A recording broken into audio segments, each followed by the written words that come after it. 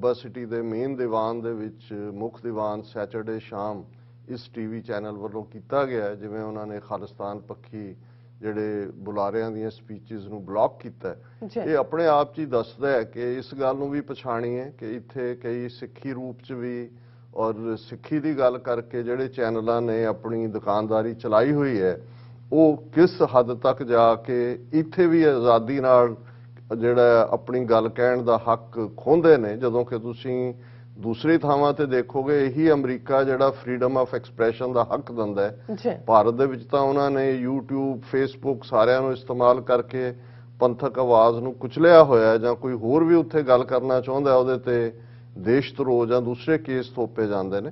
ਲੇਕਿਨ ਇੱਥੇ ਵੀ ਇਹ ਵਰਤਾਰਾ ਬਰਾਬਰ ਜਾਰੀ ਹੈ, ਔਰ ਉਹਨਾਂ ਚੈਨਲਾਂ ਵੱਲੋਂ ਉਹਨਾਂ ਲੋਕਾਂ ਵੱਲੋਂ ਜਿਹੜੇ ਆਪਣੇ ਆਪ ਨੂੰ ਪੰਜਾਬੀ ਮਾਂ ਬੋਲੀ ਦੀ ਸੇਵਾ, ਪਤਾ ਨਹੀਂ ਇਹ ਕਿਹੜੀ ਸੇਵਾ ਕਰਦੇ ਨੇ, ਲੁੱਟ ਰਹੇ ਨੇ ਦੋਨੋਂ ਹੱਥੀਂ।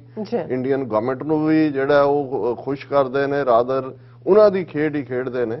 ਸੋ ਅਸੀਂ ਕੋਈ ਇਹ ਨਹੀਂ ਹੈ ਕਿ ਇਸ ਗੱਲ ਨੂੰ ਕਿਸੇ ਈਗੋ ਦੇ ਥੱਲੇ ਕਹਿ ਰਹੇ ਹਾਂ। ਅਸੀਂ TV 84 ਦਾ ਪਿਛਲੇ 9 ਸਾਲ ਦਾ ਰਿਕਾਰਡ ਬਿਲਕੁਲ ਲਾਈਕ ਐਨ ਓਪਨ ਬੁੱਕ ਹੈ ਕਿ ਜਦੋਂ ਵੀ ਪੰਥਕ ਮਸਲਾ ਆਇਆ, ਅਸੀਂ ਪਹਿਲਾਂ ਹੀ ਇੱਕ ਤਾਂ ਜਿਹੜੇ ਵਹਿਮ ਭਰਮ ਫੈਲਾਉਣ ਵਾਲੇ ਔਰ ਜਿਹੜੇ ਦੂਸਰੇ ਵੀ ਕੁਝ ਐਸੇ ਚੈਨਲ ਨੇ ਜਿਹੜੇ ਸਿੱਖੀ ਚਿਹਰਾ ਇਸਤੇਮਾਲ ਕਰਦੇ ਨੇ, ਲੇਕਿਨ ਤੁਸੀਂ ਦੇਖੋਗੇ ਕਿ ਭਾਈ ਜੇ ਕੀਰਤਨ ਦਰਬਾਰ ਚੱਲ ਰਿਹਾ ਤੇ ਅੱਧੇ ਘੰਟੇ ਬਾਅਦ ਜੋਤਸ਼ੀ ਦੀ ਐਡ ਆਈ ਹੋਏਗੀ, ਕਿਸੇ ਹੋਰ ਤਾਂਤਰਿਕ ਦੀ ਐਡ ਆਈ ਹੋਏਗੀ।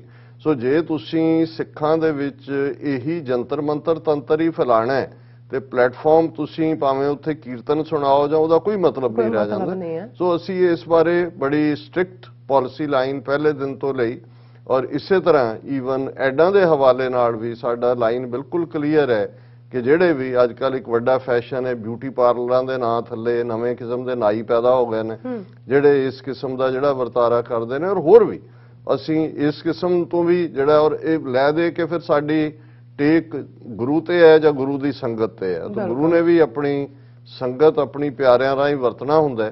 ਸੋ ਅਸੀਂ ਵੀਰ ਮਨਜੀਤ ਸਿੰਘ ਵਰਗੇ ਉਹਨਾਂ ਵੀਰਾਂ ਦਾ ਭੈਣਾਂ ਦਾ ਸ਼ੁਕਰੀਆ ਅਦਾ ਕਰਦੇ ਹਾਂ ਜਿਹੜੇ ਸਮਝਦੇ ਨੇ ਕਿ TV 84 ਦਾ ਰਾਹ ਉਸ ਦਾ ਦੀ ਸਟਰਗਲ ਕੋਈ ਸੌਖੀ ਨਹੀਂ ਹੈ, ਔਰ ਉਹ ਨਾਲ ਆ ਕੇ ਖਲੋਤੇ ਨੇ। ਔਰ ਅਸੀਂ ਇਹ ਗੁਜ਼ਾਰਿਸ਼ ਵੀ ਕਰਾਂਗੇ, ਜਿਵੇਂ ਅਸੀਂ ਪਿਛਲੇ ਪ੍ਰੋਗਰਾਮਾਂ 'ਚ ਵੀ ਦੱਸਿਆ ਸੀ ਕਿ ਭਾਈ ਜੇ ਤੁਸੀਂ ਹਰ ਪ੍ਰੋਗਰਾਮ ਸਾਡੇ 22-23 ਪ੍ਰੋਗਰਾਮ ਆਲਮੋਸਟ, ਕਿਉਂਕਿ ਵੀਕਐਂਡ ਤੇ ਪ੍ਰੋਗਰਾਮ ਨਹੀਂ ਹੁੰਦਾ, ਜੇ ਇਹ ਰੋਜ਼ਾਨਾ ਪ੍ਰੋਗਰਾਮ ਸਾਡਾ ਸਪਾਂਸਰ ਹੁੰਦਾ ਹੈ ਕਿਸੇ ਨਾ ਕਿਸੇ ਪਾਸਿਓਂ, ਤੇ ਸਾਡੇ ਆਲਮੋਸਟ 3/4 ਐਕਸਪੈਂਸਿਸ ਓਵਰਆਲ ਸਾਰੇ ਚੈਨਲ ਦੇ ਵੀ ਕਵਰ ਹੋ ਜਾਂਦੇ ਨੇ, ਕਿਉਂਕਿ ਇਕੱਲਾ ਜਿਹੜਾ ਉਹ ਸੱਚੋ ਸੱਚ ਪ੍ਰੋਗਰਾਮ ਨਹੀਂ ਹੈ, ਇਹ ਤਾਂ 1.5 ਘੰਟੇ ਦਾ ਹੈ, 22.5 ਘੰਟੇ ਹੋਰ ਨੇ।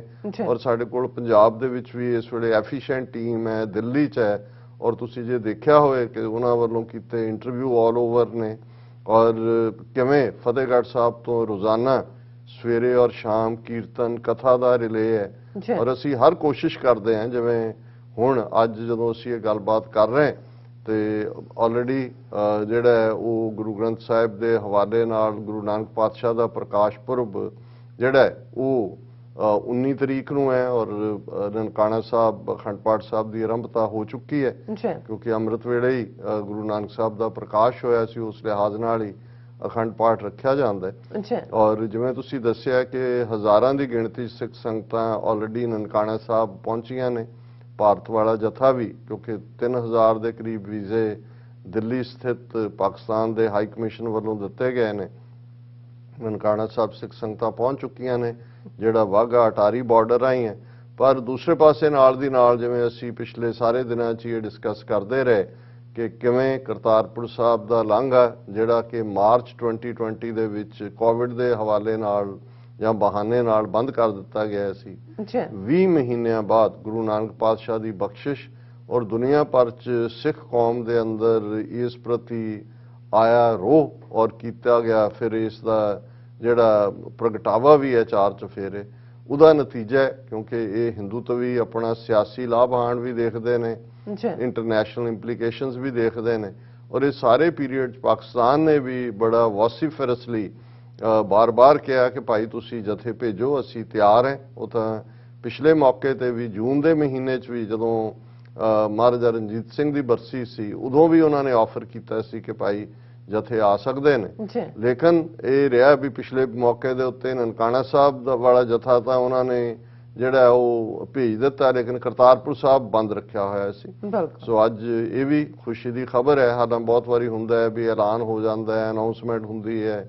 ਬਿਊਰੋਕ੍ਰੈਟਿਕ ਡਿਲੇ ਹੁੰਦਾ ਹੈ, ਪਰ ਅੱਜ ਪਹਿਲਾ ਜਿਹੜਾ ਜਥਾ ਹੈ 28 ਸਿੱਖ ਯਾਤਰੂਆਂ ਦਾ, ਕਿਉਂਕਿ ਉਹਨਾਂ ਨੇ ਇਹੀ ਰੱਖਿਆ ਕਿ ਕੋਵਿਡ ਸ਼ੁਰੂ ਹੋਣ ਤੋਂ ਪਹਿਲਾਂ ਜਿਨ੍ਹਾਂ ਨੇ ਅਪਲਾਈ ਕੀਤਾ ਸੀ, ਅਪਰੂਵ ਹੋਇਆ ਸੀ, ਉਹਨਾਂ ਨੇ ਅਲਾਉ ਕੀਤਾ। ਜੀ ਔਰ ਮੈਂ ਦੇਖ ਰਿਹਾ ਸੀ ਉਸ ਦੀਆਂ ਵੀਡੀਓਜ਼ ਵੀ ਬੜੀਆਂ ਵਾਇਰਲ ਨੇ ਕਿ ਪਹਿਲੀ ਜਿਹੜੇ ਜਥੇ 'ਚ ਸਿੱਖ ਬੀਬੀ ਜਦੋਂ ਐਂਟਰ ਕਰਦੀ ਹੈ, ਜਿਉਂ ਹੀ ਉਹ ਪਾਕਿਸਤਾਨ ਦੀ ਸਰਹੱਦ ਦੇ ਅੰਦਰ ਦਾਖਲ ਹੁੰਦੀ ਹੈ ਤੇ ਉਹ ਮੱਥਾ ਟੇਕਦੀ ਹੈ, ਉਸ ਜ਼ਮੀਨ ਨੂੰ, ਮਿੱਟੀ ਨੂੰ ਆਪਣੇ ਮੱਥੇ ਨਾਲ ਲਾਉਂਦੀ ਹੈ। ਜੀ ਔਰ ਉਹਨਾਂ ਨੂੰ ਫਿਰ ਅੱਗੋਂ ਜਿਹਦੇ 'ਚ ਪਾਕਿਸਤਾਨ ਸਿੱਖ ਗੁਰਦੁਆਰਾ ਪ੍ਰਬੰਧਕ ਕਮੇਟੀ ਦੇ ਵੀ ਵੈਕੂਸ ਟਰਸਟ ਪ੍ਰਾਪਰਟੀ ਬੋਰਡ ਦੇ ਅਹੁਦੇਦਾਰ ਖੜੇ ਨੇ। ਜਿਵੇਂ ਖੈਰ ਮਕਦਮ ਕੀਤਾ ਗਿਆ, ਫੁੱਲਾਂ ਦੀ ਵਰਖਾ ਕੀਤੀ ਗਈ, ਔਰ ਇਹ ਸਾਰੇ ਹੀ ਜਿਹੜੇ ਨੇ ਹਾਰਟ ਟੱਚਿੰਗ, ਜਿਹੜੇ ਪਿਆਰ ਨਾਲ ਇਮੋਸ਼ਨਲੀ ਹਾਰਟ ਟੱਚਿੰਗ ਸੀਨ ਸੀ। ਇਵੇਂ ਹੀ ਨਨਕਾਣਾ ਸਾਹਿਬ 'ਚ ਵੀ ਜਿਸ ਕਿਸਮ ਦਾ ਜਸ਼ਨ ਵਾਲਾ ਮਾਹੌਲ ਹੈ, ਔਰ ਅਸੀਂ ਕੋਸ਼ਿਸ਼ ਕਰ ਰਹੇ ਹਾਂ ਕਿ ਜੇ ਆਉਣ ਵਾਲੇ ਦਿਨਾਂ ਦੇ ਜਿਹੜੇ ਪ੍ਰੋਗਰਾਮ ਕੀਰਤਨ ਦਰਬਾਰ ਔਰ ਦੂਸਰਾ ਉਸ ਦਾ ਜਿਹੜਾ ਲਾਈਵ ਪ੍ਰਸਾਰਣ ਅਸੀਂ ਆਪਣੇ ਵਿਊਅਰਸ ਤੱਕ ਲਿਆ ਸਕੀਏ। ਔਰ ਆਲਰੇਡੀ ਪੰਜਾਬੀ ਲਹਿਰ ਵਾਲਿਆਂ ਨੇ ਉਹ ਪਿਛਲੇ 2 ਦਿਨ ਤੋਂ ਮੌਕੇ ਦੇ ਉੱਤੇ ਉਸ ਨੂੰ ਟੈਲੀਕਾਸਟ ਕਰ ਰਹੇ ਨੇ, ਕਿਉਂਕਿ ਉੱਥੇ ਕੁਛ ਨਾ ਕੁਛ ਜਿਹੜੇ ਨੇ ਉਹ ਰਾਇਲਟੀ ਜਾਂ ਜਿਹੜੀ ਆਥੋਰਾਈਜੇਸ਼ਨ ਦਾ ਵੀ ਹੁੰਦਾ, ਸਿਕਿਉਰਿਟੀ ਰੀਜ਼ਨ ਵੀ ਨੇ। ਸੋ ਅਸੀਂ ਕੋਸ਼ਿਸ਼ ਕਰ ਰਹੇ ਹਾਂ ਕਿ ਸਾਨੂੰ ਵੀ ਉਹ ਮਿਲੇ, ਜਿਹਦੇ ਥੱਲੇ ਅਸੀਂ ਫਿਰ ਇਸ ਨੂੰ ਸਾਰਿਆਂ ਤੱਕ ਪਹੁੰਚਾ ਸਕਾਂਗੇ। ਔਰ ਦਰਸ਼ਕਾਂ ਨੇ ਇਹ ਸਾਰਿਆਂ ਨੂੰ ਜਿਹੜੇ ਪਿਕਚਰਸ ਨੇ ਉਹ ਸਕਰੀਨ ਤੇ ਦੇਖ ਵੀ ਰਹੇ ਹੋਣਗੇ ਕਿ ਕਿਵੇਂ ਜਿਹੜੇ ਕ੍ਰਾਸ ਕੀਤੇ ਕਰਤਾਰਪੁਰ ਸਾਹਿਬ ਕੋਰੀਡੋਰ, ਕੁਛ ਤਾਂ ਜੇ ਡੇਰਾ ਬਾਬਾ ਨਾਨਕ ਤੋਂ ਜਾ ਰਹੇ ਨੇ, ਜਦੋਂ ਤੁਸੀਂ ਉਹਨਾਂ ਦੇ ਇੰਟਰਵਿਊ ਦੇਖਦੇ ਹੋ ਤੇ ਜੋ ਉਹਨਾਂ ਦੇ ਚਿਹਰਿਆਂ ਦੇ ਉੱਤੇ ਇੱਕ ਪਿਆਰ ਦਾ ਸਰੂਰ ਹੈ, ਉਹਨਾਂ ਦੇ ਬੋਲਾਂ ਦੇ ਵਿੱਚ ਸ਼ਰਧਾ ਔਰ ਪਿਆਰ ਹੈ, ਉਹ ਆਪਣੇ ਆਪ 'ਚ ਹੀ ਦੱਸਦਾ ਹੈ ਕਿ ਇਹ ਕਿਵੇਂ ਇਹ 20 ਮਹੀਨੇ ਜਿਵੇਂ ਮੱਛੀ ਪਾਣੀ ਚੋਂ ਨਿਕਲ ਕੇ ਤੜਫਦੀ ਹੈ। ਔਰ ਐਸਾ ਵੀ ਹੋਇਆ ਕਿ ਉਹਨਾਂ ਚੋਂ ਇੱਕ ਦੋ ਨੇ ਇਹ ਵੀ ਕਿਹਾ ਕਿ ਜੀ ਸਾਡੇ ਬਜ਼ੁਰਗਾਂ ਨੇ ਅੱਜ ਜਾਣਾ ਸੀ, ਵੀ ਇੰਨੀ ਉਹਨਾਂ ਦੀ ਉਮਰ, ਉਹਨਾਂ ਨੇ ਆਪਣੇ ਪਿੰਡ ਵੀ ਜਾਣਾ ਚਾਹੁੰਦੇ ਸੀ, ਪਰ ਇਹ ਸਾਰੇ ਕਹਿਰ ਦੇ ਚਲਦੇ ਆ ਇੱਧਰ ਇਹਨਾਂ ਨੇ ਬੰਦ ਰੱਖਿਆ ਤੇ ਉਹ ਚੜ੍ਹਾਈ ਕਰ ਗਏ, ਇੱਛਾ ਆਪਣੇ ਨਾਲ ਹੀ ਲੈ ਕੇ ਚਲੇ ਗਏ। ਸੋ ਇਹ ਜਿਵੇਂ ਕਿ ਹਰ ਸਿੱਖ ਦੀ ਇਹ ਚਾਹਨਾ ਹੁੰਦੀ ਹੈ, ਔਰ ਇਸ ਗੱਲ ਦਾ ਧਿਆਨ ਰਹੇ ਕਿ ਜਦੋਂ ਅਸੀਂ ਇਤਿਹਾਸਕ ਗੁਰਦੁਆਰਾ ਸਾਹਿਬਾਨ ਦੇ ਵਿੱਚ ਜਾਂਦੇ ਤੇ ਇਹ ਮਹਿਜ਼ ਕੋਈ ਸੰਗਮਰਮਰ ਜਾਂ ਇਮਾਰਤ ਜਾਂ ਸਿਰਫ ਉਸ ਥਾਂ ਦੇ ਨੂੰ ਹੀ ਜਿਹੜਾ ਸਜਦਾ ਨਹੀਂ ਹੁੰਦਾ, ਇਹ ਤੁਹਾਡੀ ਰੂਹ ਦੇ ਅੰਦਰ ਉਹ ਸਾਰੇ ਇਤਿਹਾਸ ਨੂੰ ਵੀ ਔਰ ਉਸ ਸਰਜ਼ਮੀਨ ਦਾ ਜਿਹੜਾ ਇੱਕ ਰੂਹਾਨੀ ਇੰਪੈਕਟ ਹੈ।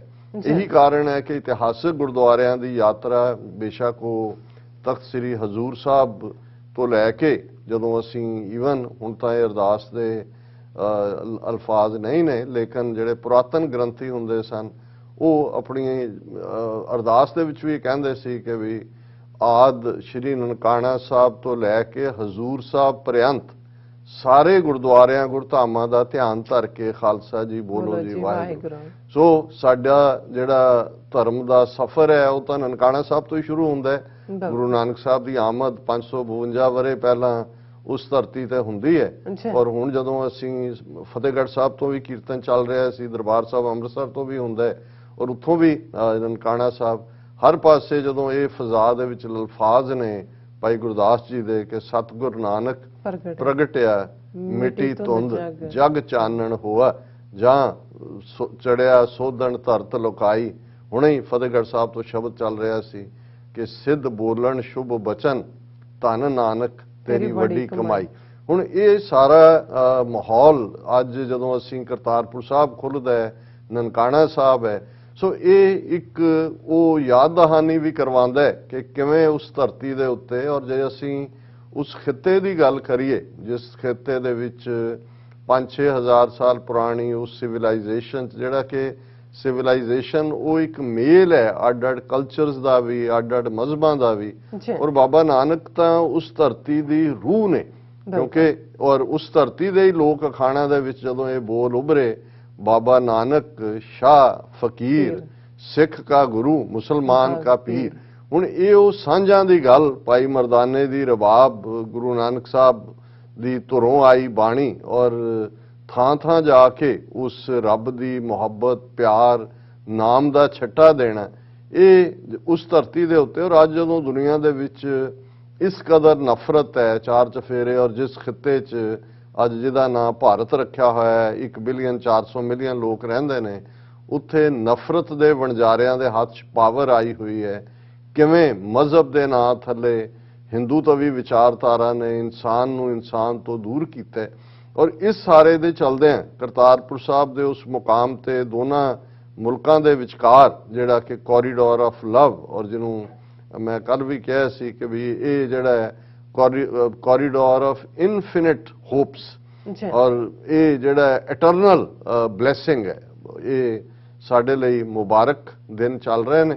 ਔਰ ਅਸੀਂ ਇੱਕ ਇਹ ਮਹਿਸੂਸ ਵੀ ਕਰਦੇ ਹਾਂ ਕਿ ਕਰਤਾਰਪੁਰ ਸਾਹਿਬ ਦਾ ਕੋਰੀਡੋਰ ਐਨ ਇਸ ਮੌਕੇ ਦੇ ਉੱਤੇ ਖੋਲ੍ਹਣਾ ਇਸ ਨੇ ਹੋਰ ਵੀ ਉਤਸ਼ਾਹ ਪੈਦਾ ਕੀਤਾ ਔਰ ਅਸੀਂ ਸਮੂਹ ਸਿੱਖ ਸੰਗਤ ਨੂੰ ਬਹੁਤ ਬਹੁਤ ਮੁਬਾਰਕਬਾਦ ਦਿੰਦੇ ਹਾਂ। ਔਰ TV 84 ਰਾਹੀਂ ਸਾਡੇ ਨਾਲ ਬਹੁਤ ਵੱਡੀ ਗਿਣਤੀ 'ਚ ਸਾਡੇ ਪਾਕਿਸਤਾਨੀ ਵੀਰ ਭੈਣਾਂ ਮੁਸਲਮਾਨ ਵੀਰ ਭੈਣਾਂ ਈਵਨ ਭਾਰਤੀ ਕਬਜ਼ੇ ਵਾਲੇ ਕਸ਼ਮੀਰ ਤੋਂ ਔਰ ਈਵਨ ਭਾਰਤ 'ਚੋਂ ਜਿਹੜਾ ਦਲਿਤ ਭਾਈਚਾਰਾ ਹੈ ਜਿਹੜੇ ਬ੍ਰਾਹਮਣਵਾਦ ਦੇ ਜ਼ੁਲਮਾਂ ਦਾ ਉਵੇਂ ਹੀ ਸ਼ਿਕਾਰ ਰਹੇ ਨੇ ਅੱਜ ਵੀ ਹੋ ਰਹੇ ਨੇ ਉਹ ਵੀ ਜੁੜੇ ਹੋਏ ਨੇ।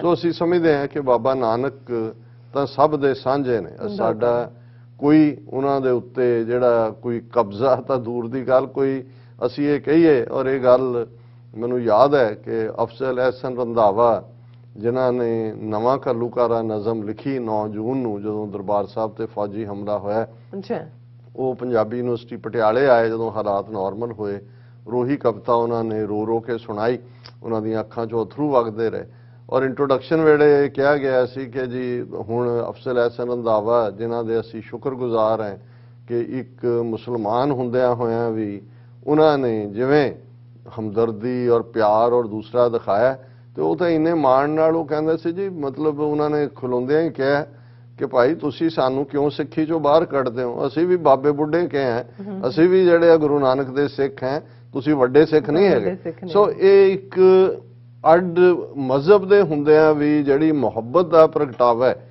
ਇਹ ਮੇਰਾ ਖਿਆਲ ਹੈ ਕਿ ਕਹਿਬੇ ਕੋ ਸ਼ੋਭਾ ਨਹੀਂ ਦੇਖਾ ਹੀ ਪ੍ਰਵਾਨ ਜਿਹੜੇ ਉੱਥੋਂ ਮੁੜ ਕੇ ਜਾਂਦੇ ਨੇ ਉਹ ਇਹ ਮਹਿਸੂਸ ਕਰਦੇ ਨੇ ਕਿ ਔਰ ਮੈਨੂੰ ਯਾਦ ਹੈ ਇੱਕ ਸਰਦਾਰ ਸਰਵਨ ਸਿੰਘ ਸਰੀ ਤੋਂ ਗ੍ਰੰਥੀ ਵੀ ਸਨ ਔਰ ਹੁਣ ਵੀ ਨੇ ਔਰ ਉਹਨਾਂ ਨੇ ਆਪਣੇ ਪਿੰਡ ਦੇ ਵਿੱਚ ਵੀ ਕਾਫੀ ਵੱਡਾ ਸੈਂਟਰ ਬੱਚੀਆਂ ਦੀ ਐਜੂਕੇਸ਼ਨ ਦਾ ਔਰ ਦੂਸਰਾ ਪੰਜਾਬ 'ਚ ਖੋਲ੍ਹਿਆ ਹੋਇਆ ਇੱਥੇ ਆਏ ਤੇ ਉਹ ਵੀ ਜਾ ਕੇ ਆਏ ਸੀ ਲਹਿੰਦੇ ਪੰਜਾਬ ਗੁਰਦੁਆਰਿਆਂ ਦੇ ਦਰਸ਼ਨਾਂ ਨੂੰ ਤੇ ਉਹਨਾਂ ਨੇ ਪੈਂਦਿਆਂ ਕਿਹਾ ਉਹ ਕਹਿਣ ਲੱਗੇ ਕਿ ਜੀ ਅਸੀਂ 47 ਦੇ ਵਿੱਚ ਜੋ ਸਾਰੀ ਸਾਡੀ ਸਕਾਫਤ ਤਹਿਜ਼ੀਬ ਔਰ ਬੋਲੀ ਔਰ ਮੁਹੱਬਤ ਉਹ ਸਾਰਾ ਅਸੀਂ ਲਹਿੰਦੇ ਪੰਜਾਬ 'ਚ ਛੱਡ ਆਏ। ਉਹਨਾਂ ਨੇ ਕਿਹਾ ਵੀ ਇਹ ਤੁਸੀਂ ਇੱਥੇ ਅਸੀਂ ਜਿੰਨੇ ਮਰਜ਼ੀ ਖੁਸ਼ਹਾਲ ਹੋਈਏ ਪਰ ਜਦੋਂ ਤੁਸੀਂ ਉੱਥੇ ਜਾਂਦੇ ਹੋ ਉੱਥੇ ਤੁਸੀਂ ਮਹਿਸੂਸ ਕਰਦੇ ਹੋ ਕਿ ਸਕਾਫਤ ਕੀ ਹੈ ਤਹਿਜ਼ੀਬ ਕੀ ਹੈ ਮੁਹੱਬਤ ਕੀ ਹੈ ਪਿਆਰ ਕੀ ਹੈ।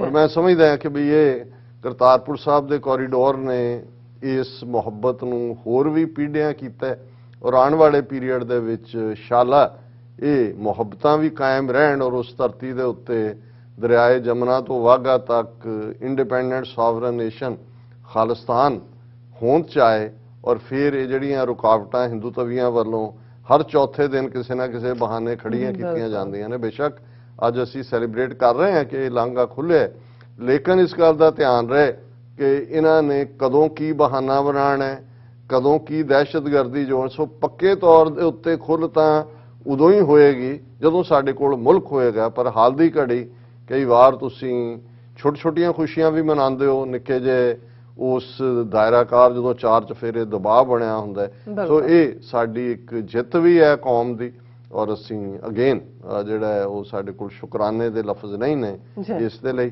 ਹੁਣ ਗੱਲ ਕਰੀਏ ਕਿ ਭਾਈ ਇੱਕ ਪਾਸੇ ਜਿੱਥੇ ਭਾਰਤੀ ਹਾਕਮ ਗੰਦੀ ਸਿਆਸਤ ਉਹ ਕਿਸਾਨਾਂ ਦਾ ਮੁੱਦਾ ਹੋਏ ਪੰਜਾਬ ਦੇ ਵਿੱਚ ਜੋ ਚੱਲ ਰਿਹਾ ਹੈ ਸੁਪਰੀਮ ਕੋਰਟ ਵੀ ਇੱਕ ਤੋਂ ਬਾਅਦ ਇੱਕ ਹੁਣ ਅੱਜ ਆਇਆ ਜੇ ਕਿ ਲਖੀਮਪੁਰ ਖੀਰੀ ਜਿੱਥੇ ਇਹਨਾਂ ਨੇ ਵਹੀਕਲਸ ਨੂੰ ਇਸਤੇਮਾਲ ਕੀਤਾ ਵੈਪਨ ਦੇ ਤੌਰ ਤੇ ਕਿ ਜੀ ਫਲਾਣਾ RK ਜੈਨ ਜੱਜ ਲਾ ਦਿੱਤਾ ਹੈ, ਉਹਦੇ ਨਾਲ 3 IPS ਆਫੀਸਰ ਇਹ ਇਨਕੁਆਇਰੀ ਕਰਨਗੇ।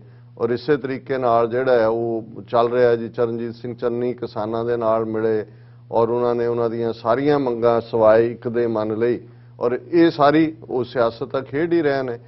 ਪਰ ਜਿਹੜੀ ਗੱਲ ਅਸੀਂ ਕੱਲ ਵੀ ਕੀਤੀ, ਪਰਸੋਂ ਵੀ ਕੀਤੀ, ਜਿਹੜੀ ਅਜੀਤ ਡੋਵਲ ਦੀ ਨਵੀਂ ਡਾਕਟਰੀਨ 4th ਜਨਰੇਸ਼ਨ ਵਾਰ, ਜਿਸ 4th ਜਨਰੇਸ਼ਨ ਵਾਰ ਦੇ ਥੱਲੇ ਉਹਨਾਂ ਨੇ IPS ਅਫਸਰਾਂ ਨੂੰ ਇਹ ਹਦਾਇਤ ਕੀਤੀ ਹੈ ਕਿ ਸਿਵਲ ਸੁਸਾਇਟੀ ਤੁਹਾਡੀ ਵੱਡੀ ਐਨੇਮੀ ਹੈ। ਫੌਜੀ ਚੀਫ ਬਿਪਨ ਰਾਵਤ ਕਸ਼ਮੀਰ 'ਚ ਖਲੋ ਕੇ ਲਿੰਚਿੰਗ ਕੁੱਟ-ਕੁੱਟ ਕੇ ਮਾਰ ਦੇਣ ਨੂੰ ਜਸਟੀਫਾਈ ਕਰਦਾ।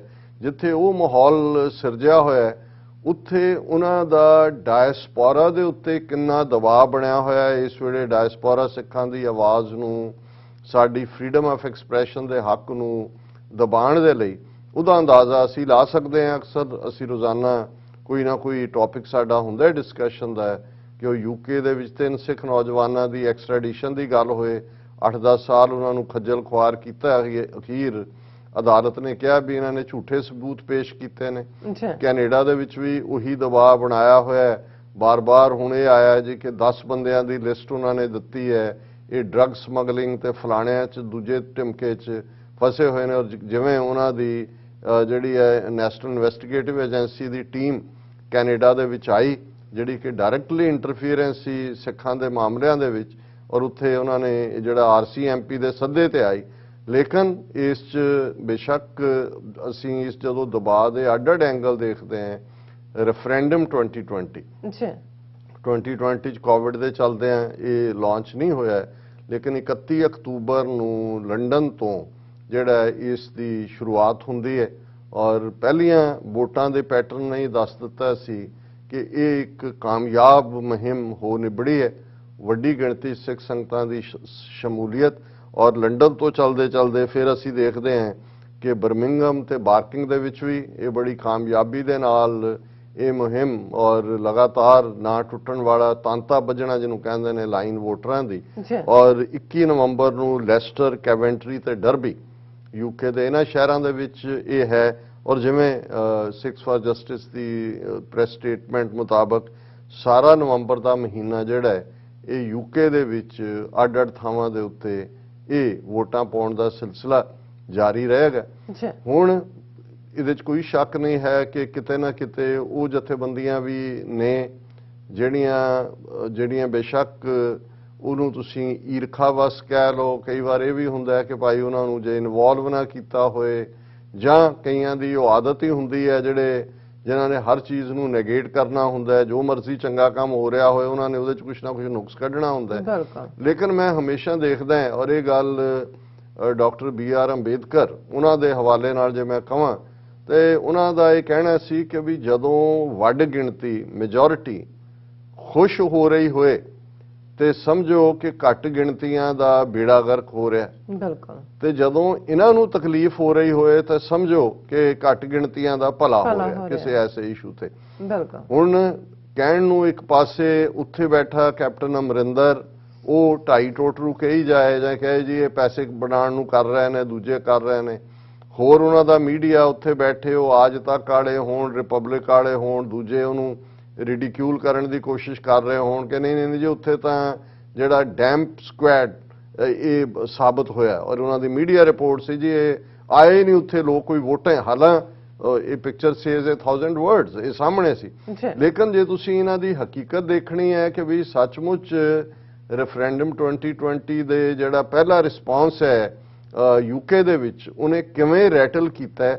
ਔਰ ਇਹ ਖਬਰ ਬੇਸ਼ੱਕ 3 ਨਵੰਬਰ ਦੇ ਹਵਾਲੇ ਨਾਲ, ਕਿਉਂਕਿ 3 ਨਵੰਬਰ ਨੂੰ ਅਜੀਤ ਡੋਵਲ ਦੀ ਜਿਹੜਾ ਹੁਣ ਸ਼ੈਤਾਨ ਦਾ ਬਾਪ ਹੈ, ਸ਼ੈਤਾਨ ਦਾ ਪੁੱਤਰ ਹੈ, ਲੇਕਿਨ ਉੱਥੇ ਅਮਿਤ ਸ਼ਾਹ ਔਰ ਮੋਦੀ ਇਹਨਾਂ ਦਾ ਬਾਪ ਹੈ, ਇੰਡੀਆ ਨੂੰ ਉਹੀ ਰਨ ਕਰ ਰਿਹਾ। ਨਵਾਂ ਵੀ ਜਿਹੜੀ 4th ਜਨਰੇਸ਼ਨ ਵਾਰ ਸਿਵਲ ਸੁਸਾਇਟੀ ਇਹ ਉਹਦੀ ਡਾਕਟਰੀਨ ਹੀ ਹੈ। ਉਸ ਤੋਂ ਪਹਿਲਾਂ ਵੀ 2 ਪ੍ਰੋਂਗ ਵਾਰ ਕਿ ਜੇ ਅਸੀਂ ਇੱਕੋ ਵੇਲੇ ਜਿਹੜਾ ਉਹ ਚਾਈਨਾ ਔਰ ਪਾਕਿਸਤਾਨ ਨੂੰ ਡਿਫੀਟ ਕਰ ਸਕਦੇ ਹਾਂ, ਇਹ ਵੀ ਉਹਦੀ ਡਾਕਟਰੀਨ ਹੀ ਸੀ।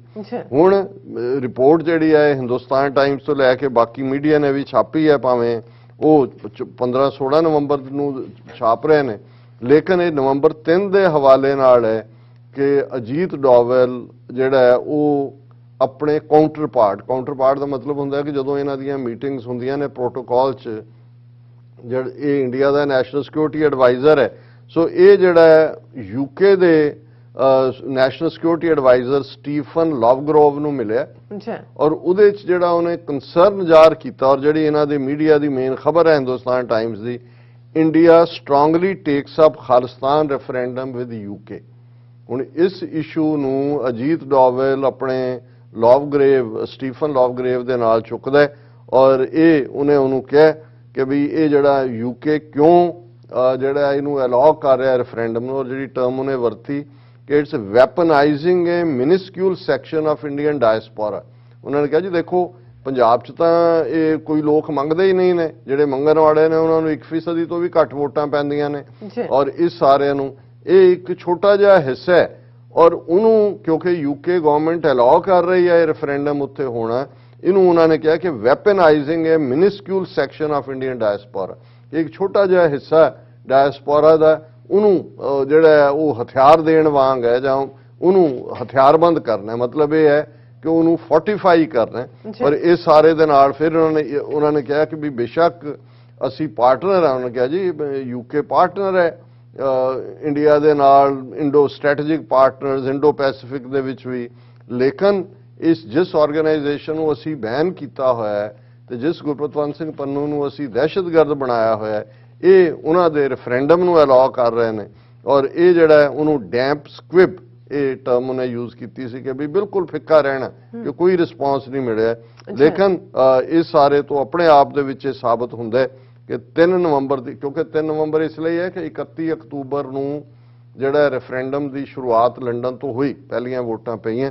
ਸੋ ਅਸੀਂ ਸਮਝਦੇ ਹਾਂ ਕਿ ਵੀ ਜਿੱਥੇ ਅਸੀਂ ਇਸ ਸਾਰੇ ਕੈਂਪੇਨ ਦੀ ਪਹਿਲੇ ਦਿਨ ਤੋਂ ਮੁਕੰਮਲ ਹਮਾਇਤ ਕਰਦੇ ਰਹੇ ਹਾਂ, ਹੁਣ ਵੀ ਅਸੀਂ ਸਮਝਦੇ ਹਾਂ ਕਿ ਵੀ ਜਿਸ ਪਲੈਨਡ ਆਰਗੇਨਾਈਜ਼ ਤਰੀਕੇ ਨਾਲ ਇਹਨੂੰ ਯੂਕੇ 'ਚ ਕੀਤਾ ਜਾ ਰਿਹਾ, ਸਲੋਲੀ ਜਿਵੇਂ ਇਹ ਅੱਡ-ਅੱਡ ਮੁਲਕਾਂ ਦੇ ਵਿੱਚ ਇਹ ਕੈਂਪੇਨ ਜਾਏਗਾ, ਇੰਡੀਅਨ ਗਵਰਨਮੈਂਟ ਪੂਰੀ ਰੈਟਲਡ ਹੈ ਕਿਉਂਕਿ ਇਹ ਡਾਇਸਪੋਰਾ ਸਿੱਖ ਔਰ ਪਹਿਲੇ ਦਿਨ ਤੋਂ ਪਿਛਲੇ 30 ਸਾਲਾਂ ਤੋਂ ਸਿੰਸ 91 ਜਦੋਂ ਮੈਂ ਪੰਥਕ ਕਮੇਟੀ ਦੇ ਸਪੋਕਸਪਰਸਨ ਦੇ ਤੌਰ ਤੇ ਸ਼ੁਰੂਆਤ ਕੀਤਾ ਹੈ ਇਸ ਮੁਲਕ ਦੇ ਵਿੱਚ ਆਪਣਾ ਪੰਥਕ ਸਫ਼ਰ, ਤੇ ਇਹ ਗੱਲ ਉਦੋਂ ਵੀ ਵਾਜ਼ਿਆ ਸੀ, ਉਦੋਂ ਅਜੇ ਟਰਮ ਵੀ ਬਾਹਰਲੇ ਸਿੱਖਾਂ ਦੇ ਲਈ ਓਵਰਸੀਜ਼ ਸਿੱਖਸ ਜਾਂ ਜਿਹਦੇ ਲਈ NRI ਹੁਣ ਵੀ ਇਸਤੇਮਾਲ ਉਹ ਸੀ, ਲੇਕਿਨ ਪਹਿਲੀ ਵਾਰ ਸੀ ਕਿ ਅਸੀਂ ਆਪਣੀਆਂ ਪ੍ਰੈਸ ਸਟੇਟਮੈਂਟਾਂ 'ਚ ਆਪਣੀਆਂ ਸਪੀਚਸ ਦੇ ਵਿੱਚ ਸਿੱਖ ਡਾਇਸਪੋਰਾ ਲਫ਼ਜ਼ ਇਸਤੇਮਾਲ ਕਰਨਾ ਸ਼ੁਰੂ ਕੀਤਾ ਔਰ ਉਦੋਂ ਅਸੀਂ 3 ਮਿਲੀਅਨ, ਹੁਣ ਤਾਂ ਇਹ ਸਿੱਖ ਡਾਇਸਪੋਰਾ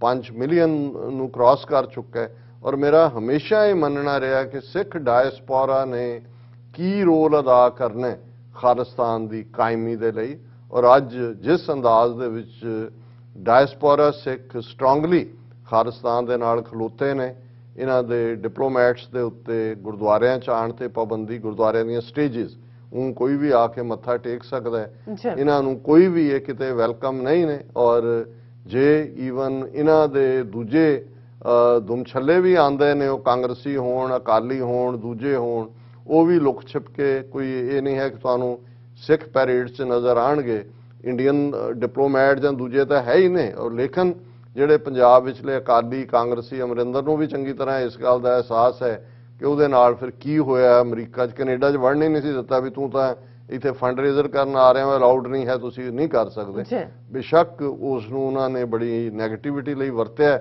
ਅਮਰਿੰਦਰ ਨੂੰ ਅੱਗੇ ਲਾ ਕੇ, ਪਰ ਅਸੀਂ ਸਮਝਦੇ ਹਾਂ ਕਿ ਅਜੀਤ ਡੋਵਲ ਲੈਵਲ ਦਾ ਬੰਦਾ ਜਿਹੜਾ ਹਕੂਮਤ ਰਨ ਕਰ ਰਿਹਾ ਉੱਥੇ, ਮੋਦੀ ਅਮਿਤ ਸ਼ਾਹ ਜਿਹਦਾ ਪਾਣੀ ਭਰਦੇ ਨੇ, ਉਹ ਜੇ ਇਨ ਪਰਸਨ ਆਪਣੇ ਕਾਊਂਟਰ ਪਾਰਟ ਨੂੰ ਕਹਿੰਦਾ ਕਿ ਜੀ ਇਹ ਰੋਕੋ, ਤੇ ਫਿਰ ਕੁਛ ਨਾ ਕੁਛ ਤਾਂ ਐਸਾ ਹੈ ਜਿਹੜਾ ਪੋਜ਼ਿਟਿਵ ਹੈ, ਜਿਸ ਨੂੰ ਮੈਂ ਉਹਨਾਂ ਦੇ ਲਈ ਕਹਿ ਰਿਹਾ ਜਿਹੜਾ ਦਾ ਕੰਮ ਖਾਮਖਾ ਕ੍ਰਿਟਿਸਿਜ਼ਮ ਹੁੰਦਾ ਹੈ ਔਰ ਅਸੀਂ ਮੁਬਾਰਕਬਾਦ ਵੀ ਦਿੰਦੇ ਹਾਂ ਸਿੱਖਸ ਫॉर ਜਸਟਿਸ ਨੂੰ ਕਿ ਉਹਨਾਂ ਨੇ ਇਸ ਆਸਪੈਕਟ ਦੇ ਉੱਤੇ ਕੌਮ ਦੇ ਅੰਦਰ ਇੱਕ ਵੱਡੀ ਅਵੇਅਰਨੈਸ ਪੈਦਾ ਕੀਤੀ। ਜੀ ਡਾਕਟਰ ਸਾਹਿਬ, ਤੁਹਾਡਾ ਬਹੁਤ ਬਹੁਤ ਸ਼ੁਕਰੀਆ, ਤੁਸੀਂ ਆਪਣੇ ਵਿਚਾਰ ਸਾਡੇ ਦਰਸ਼ਕਾਂ ਨਾਲ ਸਾਂਝੇ ਕੀਤੇ। ਇਸ ਵਕਤ ਨੇ ਬ੍ਰੇਕ ਤੇ ਜਾਣ ਤੋਂ ਪਹਿਲਾਂ ਅਸੀਂ ਆਪਣੇ ਦਰਸ਼ਕਾਂ ਤੇ ਸਰੋਤਿਆਂ ਨੂੰ ਅਪੀਲ ਤੇ ਬੇਨਤੀ ਕਰਦੀ ਵਿਊਅਰਸ ਹਾਂ, ਜਿਸ ਤਰ੍ਹਾਂ ਕਿ ਤੁਸੀਂ ਜਾਣਦੇ ਹੋ ਕਿ TV 84 ਇੱਕ ਪੰਥਕ ਚੈਨਲ ਹੈ ਔਰ TV 84 ਦੀ ਚੜ੍ਹਦੀ ਕਲਾ ਲਈ ਵੱਧ ਤੋਂ ਵੱਧ ਡੋਨੇਟ ਕਰੋ। ਡੋਨੇਟ ਕਰਨ ਲਈ ਸਾਡੀ ਵੈਬਸਾਈਟ tv84.tv ਤੇ ਜਾ ਕੇ ਪੇਪਲ ਦੀ ਵਰਤੋਂ ਕਰਕੇ 1 ਟਾਈਮ ਡੋਨੇਟ ਕਰ ਸਕਦੇ ਹੋ, ਮੰਥਲੀ ਡੋਨੇਟ ਵੀ ਕਰ ਸਕਦੇ ਹੋ। ਤੁਸੀਂ TV84 ਦੇ ਨਾਮ ਤੇ ਚੈੱਕ ਬਣਾ ਕੇ ਸਾਨੂੰ ਮੇਲ ਵੀ ਕਰ ਸਕਦੇ ਹੋ ਸਾਡੇ ਇਸ ਪਤੇ ਤੇ 36-01 37th Avenue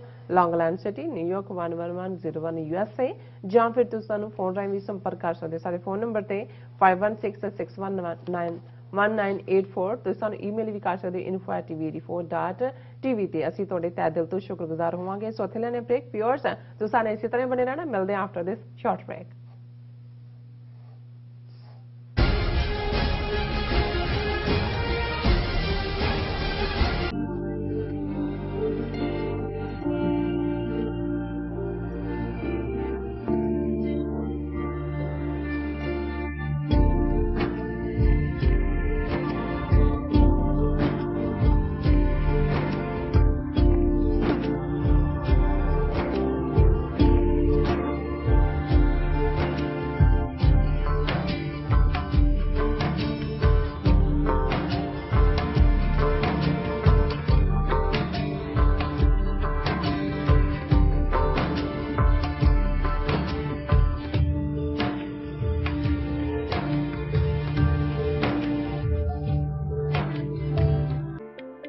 signature truck service route 81 ਉੱਤੇ ਐਗਜ਼ਿਟ 235 ਤੇ ਟਰੱਕਰ ਵੀਰਾਂ ਲਈ 24 ਘੰਟੇ ਰੋਡ ਸਰਵਿਸ ਦੀ ਸੁਵਿਧਾ ਮੌਜੂਦ।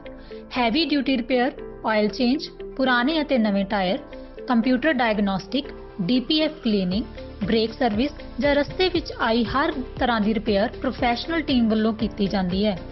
ਬ੍ਰੇਕਫਾਸਟ, ਲੰਚ ਅਤੇ ਡਿਨਰ ਲਈ ਪੰਜਾਬੀ ਢਾਬੇ ਦਾ ਆਨੰਦ ਵੀ ਮਾਣੋ। ਡਰਾਈਵਰ ਅਤੇ ਟਰੱਕ ਆਪਰੇਟਰ ਵੀਰ ਡਿਸਪੈਚ ਦੀ ਸਰਵਿਸ ਲਈ ਸਾਡੇ ਨਾਲ ਸੰਪਰਕ ਕਰਨ।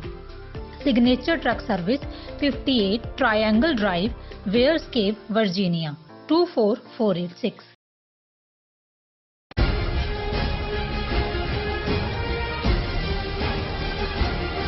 ਦਰਸ਼ਕੋ ਬ੍ਰੇਕ ਤੋਂ ਬਾਅਦ ਤੁਹਾਡਾ ਸਭ ਦਾ ਭਰਪੂਰ ਸਵਾਗਤ ਹੈ। ਸੋ ਵੀਅਰਸ ਹੁਣ ਆਪਾਂ ਗੱਲਬਾਤ ਕਰਨ ਜਾ ਰਹੇ ਹਾਂ ਕਿ ਭਾਰਤ ਵਿੱਚ ਨਫ਼ਰਤ ਦਾ ਹਿੰਦੂਤਵੀ ਜਿਹੜਾ ਜ਼ਹਿਰ ਹੈ ਉਹ ਬੜੀ ਤੇਜ਼ੀ ਨਾਲ ਫੈਲ ਰਿਹਾ ਹੈ। ਸੋ ਦਿੱਲੀ ਨਾਲ ਲੱਗਦੇ ਗੁੜਗਾਵਾਂ ਸ਼ਹਿਰ ਵਿੱਚ ਪਿਛਲੇ ਕਈ ਹਫ਼ਤਿਆਂ ਤੋਂ ਮੁਸਲਮਾਨਾਂ ਨੂੰ ਖੁੱਲੀਆਂ ਥਾਵਾਂ ਤੇ ਜੁਮੇ ਦੀ ਨਮਾਜ਼ ਅਦਾ ਕਰਨ ਤੋਂ ਹਿੰਦੂਤਵੀਆਂ ਵੱਲੋਂ ਜਿਹੜਾ ਰੋਕਿਆ ਜਾ ਰਿਹਾ ਹੈ। ਕਈ ਥਾਵਾਂ ਤੇ ਨਮਾਜ਼ ਪੜ੍ਹਦੇ ਮੁਸਲਮਾਨਾਂ ਤੇ ਹਮਲੇ ਵੀ ਕੀਤੇ ਗਏ। ਸੋ ਹਰਿਆਣੇ ਦੀ ਖੱਟੜ ਸਰਕਾਰ ਨੇ ਵੀ ਮੁਸਲਮਾਨਾਂ ਦੀ ਨਮਾਜ਼ ਪੜ੍ਹਨ ਤੇ ਪਾਬੰਦੀ ਲਗਾ ਦਿੱਤੀ ਹੈ। ਸੋ ਮੀਡੀਆ ਰਿਪੋਰਟਾਂ ਅਨੁਸਾਰ ਗੁੜਗਾਵਾਂ ਦੇ ਸਦਰ ਬਾਜ਼ਾਰ ਵਿੱਚ ਸਥਿਤ ਗੁਰਦੁਆਰਾ ਸਾਹਿਬ ਦੇ ਪ੍ਰਬੰਧਕਾਂ ਨੇ ਮੁਸਲਮਾਨਾਂ ਨੂੰ ਪੇਸ਼ਕਸ਼ ਕੀਤੀ ਹੈ ਕਿ ਉਹ ਗੁਰਦੁਆਰਾ ਸਾਹਿਬ ਦੇ ਖੁੱਲੇ ਅਹਾਤੇ ਵਿੱਚ ਸ਼ੁੱਕਰਵਾਰ ਯਾਨੀ ਕਿ ਜੁਮੇ ਦੀ ਨਮਾਜ਼ ਜਿਹੜੀ ਅਦਾ ਕਰ ਸਕਦੇ ਨੇ। ਸੋ ਇਸ ਬਾਰੇ ਆਪਾਂ ਗੱਲਬਾਤ ਕਰਨ ਜਾ ਰਹੇ ਹਾਂ। ਸੋ ਅਸੀਂ ਚਾਹਾਂਗੇ ਕਿ ਤੁਸੀਂ ਇਸੇ ਤਰ੍ਹਾਂ ਬਣੇ ਰਹਿਣਾ। ਦੇਖਣ ਸੁਣਨ ਜਾਂ ਲਿਖਣ ਲਈ ਤੁਹਾਡਾ ਸਭ ਦਾ ਬਹੁਤ ਬਹੁਤ ਸ਼ੁਕਰੀਆ ਜੀ। ਰਾਜ ਸਾਹਿਬ ਕੀ ਵਿਚਾਰਾਂ ਨੇ?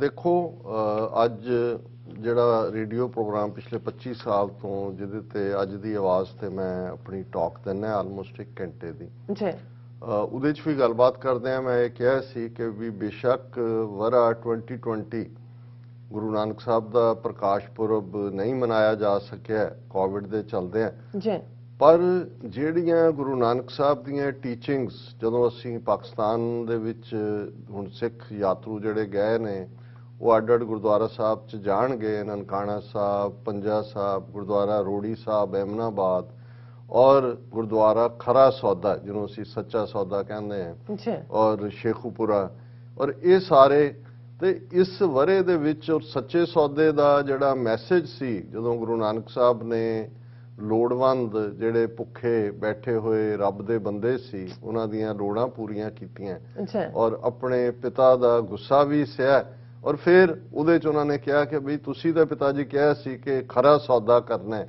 ਲੋੜਵੰਦਾਂ ਦੀਆਂ ਲੋੜਾਂ ਪੂਰੀਆਂ ਕਰਨ ਤੋਂ ਹੋਰ ਕਿਹੜਾ ਸੌਦਾ ਚੰਗਾ ਜਾਂ ਸੱਚਾ ਹੋ ਸਕਦਾ ਹੈ। ਸੋ ਮੈਂ ਕਿਹਾ ਵੀ ਬੇਸ਼ੱਕ ਨਵੰਬਰ 2020 'ਚ ਗੁਰੂ ਨਾਨਕ ਸਾਹਿਬ ਦਾ ਪ੍ਰਕਾਸ਼ ਪੁਰਬ ਨਹੀਂ ਮਨਾਇਆ ਜਾ ਸਕਿਆ ਪਰ ਗੁਰੂ ਨਾਨਕ ਦੇ ਸਿੱਖ ਦੁਨੀਆ ਭਰ ਦੇ ਵਿੱਚ ਨਿਕਲੇ। ਹਰ ਇੱਕ ਨੇ ਆਪਣੇ ਤੌਰ ਤੇ ਦੇਖਿਆ ਸਾਡੇ ਗੁਰਦੁਆਰੇ ਉਹ ਅੱਡੇ ਬਣ ਗਏ ਲੰਗਰ ਦੇ ਹਰ ਲੋੜ ਦੇ। ਈਵਨ ਭਾਰਤ ਦੇ ਵਿੱਚ ਜਿੱਥੇ ਸਰਕਾਰ ਫੇਲ ਹੋਈ, ਲੋਕ ਆਕਸੀਜਨ ਦੀ ਕਮੀ ਨਾਲ ਮਰ ਰਹੇ ਸੀ, ਡਿਕਸ਼ਨਰੀ 'ਚ ਇੱਕ ਨਵਾਂ ਲਫ਼ਜ਼ ਐਡ ਹੋਇਆ ਆਕਸੀਜਨ ਲੰਗਰ। ਔਰ ਹਰ ਥਾਂ ਦੇ ਉੱਤੇ ਡੈਡ ਬਾਡੀਜ਼ ਨੂੰ ਜਿਹੜਾ ਕ੍ਰੀਮੇਟ ਕਰਨਾ, ਉਹਨਾਂ ਨੂੰ ਉੱਤੋਂ ਘਰਾਂ 'ਚੋਂ ਜਦੋਂ ਕਿ ਰਿਸ਼ਤੇਦਾਰ ਔਰ ਦੂਸਰੇ ਛੱਡ ਕੇ ਦੌੜ ਗਏ। ਹੁਣ ਇਹ ਸੀ ਜਿਹੜਾ ਕਿ ਜੇ ਸੱਚਮੁੱਚ ਮਜ਼ਹਬ ਨੂੰ ਜਾਂ ਕਿਸੇ ਵੀ ਧਰਮ ਦੀਆਂ ਟੀਚਿੰਗਸ ਨੂੰ ਦੇਖਣਾ ਹੋਏ ਤੇ ਉਹ ਤਾਂ ਉਹਦੇ ਫਾਲੋਅਰਸ ਦੇ ਅੰਦਰ ਹੁੰਦੀ ਹੈ ਕਿ ਵੀ ਉਹ ਕੀ ਕਰਦੇ ਨੇ। ਔਰ ਖਾਸ ਤੌਰ ਤੇ ਜਦੋਂ ਇਨਸਾਨੀ ਮੁਹੱਬਤ ਦੀ ਗੱਲ ਆਉਂਦੀ ਹੈ, ਆਪੋ ਆਪਣੇ ਮਜ਼ਹਬ ਦੇ ਲੋਕਾਂ ਨੂੰ ਪ੍ਰੋਟੈਕਟ ਕਰਨਾ ਜਾਂ ਉਹਨਾਂ ਦੀ ਮਦਦ ਕਰਨੀ ਚੰਗੀ ਗੱਲ ਹੈ ਜੀ, ਲੇਕਿਨ ਮਜ਼ਹਬ ਤਾਂ ਇਹੀ ਸਿਖਾਉਂਦਾ ਹੈ ਕਿ ਤੁਸੀਂ ਇਨਸਾਨੀਅਤ ਤੋਂ ਵੱਡਾ ਕਿਹੜਾ ਮਜ਼ਹਬ ਹੋ ਸਕਦਾ। ਮਜ਼ਹਬ ਤੁਹਾਨੂੰ ਇਨਸਾਨੀਅਤ ਦੇ ਨੇੜੇ ਕਰਦਾ ਹੈ। ਜਿਹੜੇ ਵੀ ਮਜ਼ਹਬ ਦੇ, ਜਿੰਨੀ ਕੁ ਮੈਨੂੰ ਸਮਝ ਆਈ ਹੈ ਕਿ ਮਜ਼ਹਬ ਨਫ਼ਰਤ ਦਾ ਨਾਂ ਨਹੀਂ ਹੈ, ਜੀ, ਮਜ਼ਹਬ ਪਿਆਰ ਦਾ ਨਾਂ ਹੈ। ਔਰ ਅਲਾਮਾ ਇਕਬਾਲ ਦੇ ਲਫ਼ਜ਼ ਜਦੋਂ ਦੁਹਰਾਏ ਜਾਂਦੇ ਸੀ ਕਿ ਮਜ਼ਹਬ ਨਹੀਂ ਸਿਖਾਤਾ ਆਪਸ ਵਿੱਚ ਵੈਰ ਰੱਖਣਾ, ਬਿਲਕੁਲ, ਕਿ ਮਜ਼ਹਬ ਨੇ ਕਦੇ ਇਹ ਤਾਂ ਨਹੀਂ ਸਿਖਾਇਆ ਕਿ ਭਾਈ ਤੁਸੀਂ ਕਿਸੇ ਦੇ ਨਾਲ ਵੈਰ ਕਰੋ, ਬੇਗੁਨਾਹ ਨੂੰ ਮਾਰੋ। ਹਰ ਮਜ਼ਹਬ ਜਿਹੜਾ ਹੈ, ਹਾਂ ਇਹ ਠੀਕ ਹੈ ਕਿ ਬ੍ਰਾਹਮਣਵਾਦ ਜਾਂ ਹਿੰਦੂ ਧਰਮ ਦੇ ਨਾਂ ਥੱਲੇ ਉਹਨਾਂ ਨੇ ਸੁਸਾਇਟੀ 'ਚ ਊਚ ਨੀਚ ਕ੍ਰੀਏਟ ਕੀਤੀ, ਕਾਸਟ ਸਿਸਟਮ ਵਸਟ ਫਾਰਮ ਹੈ।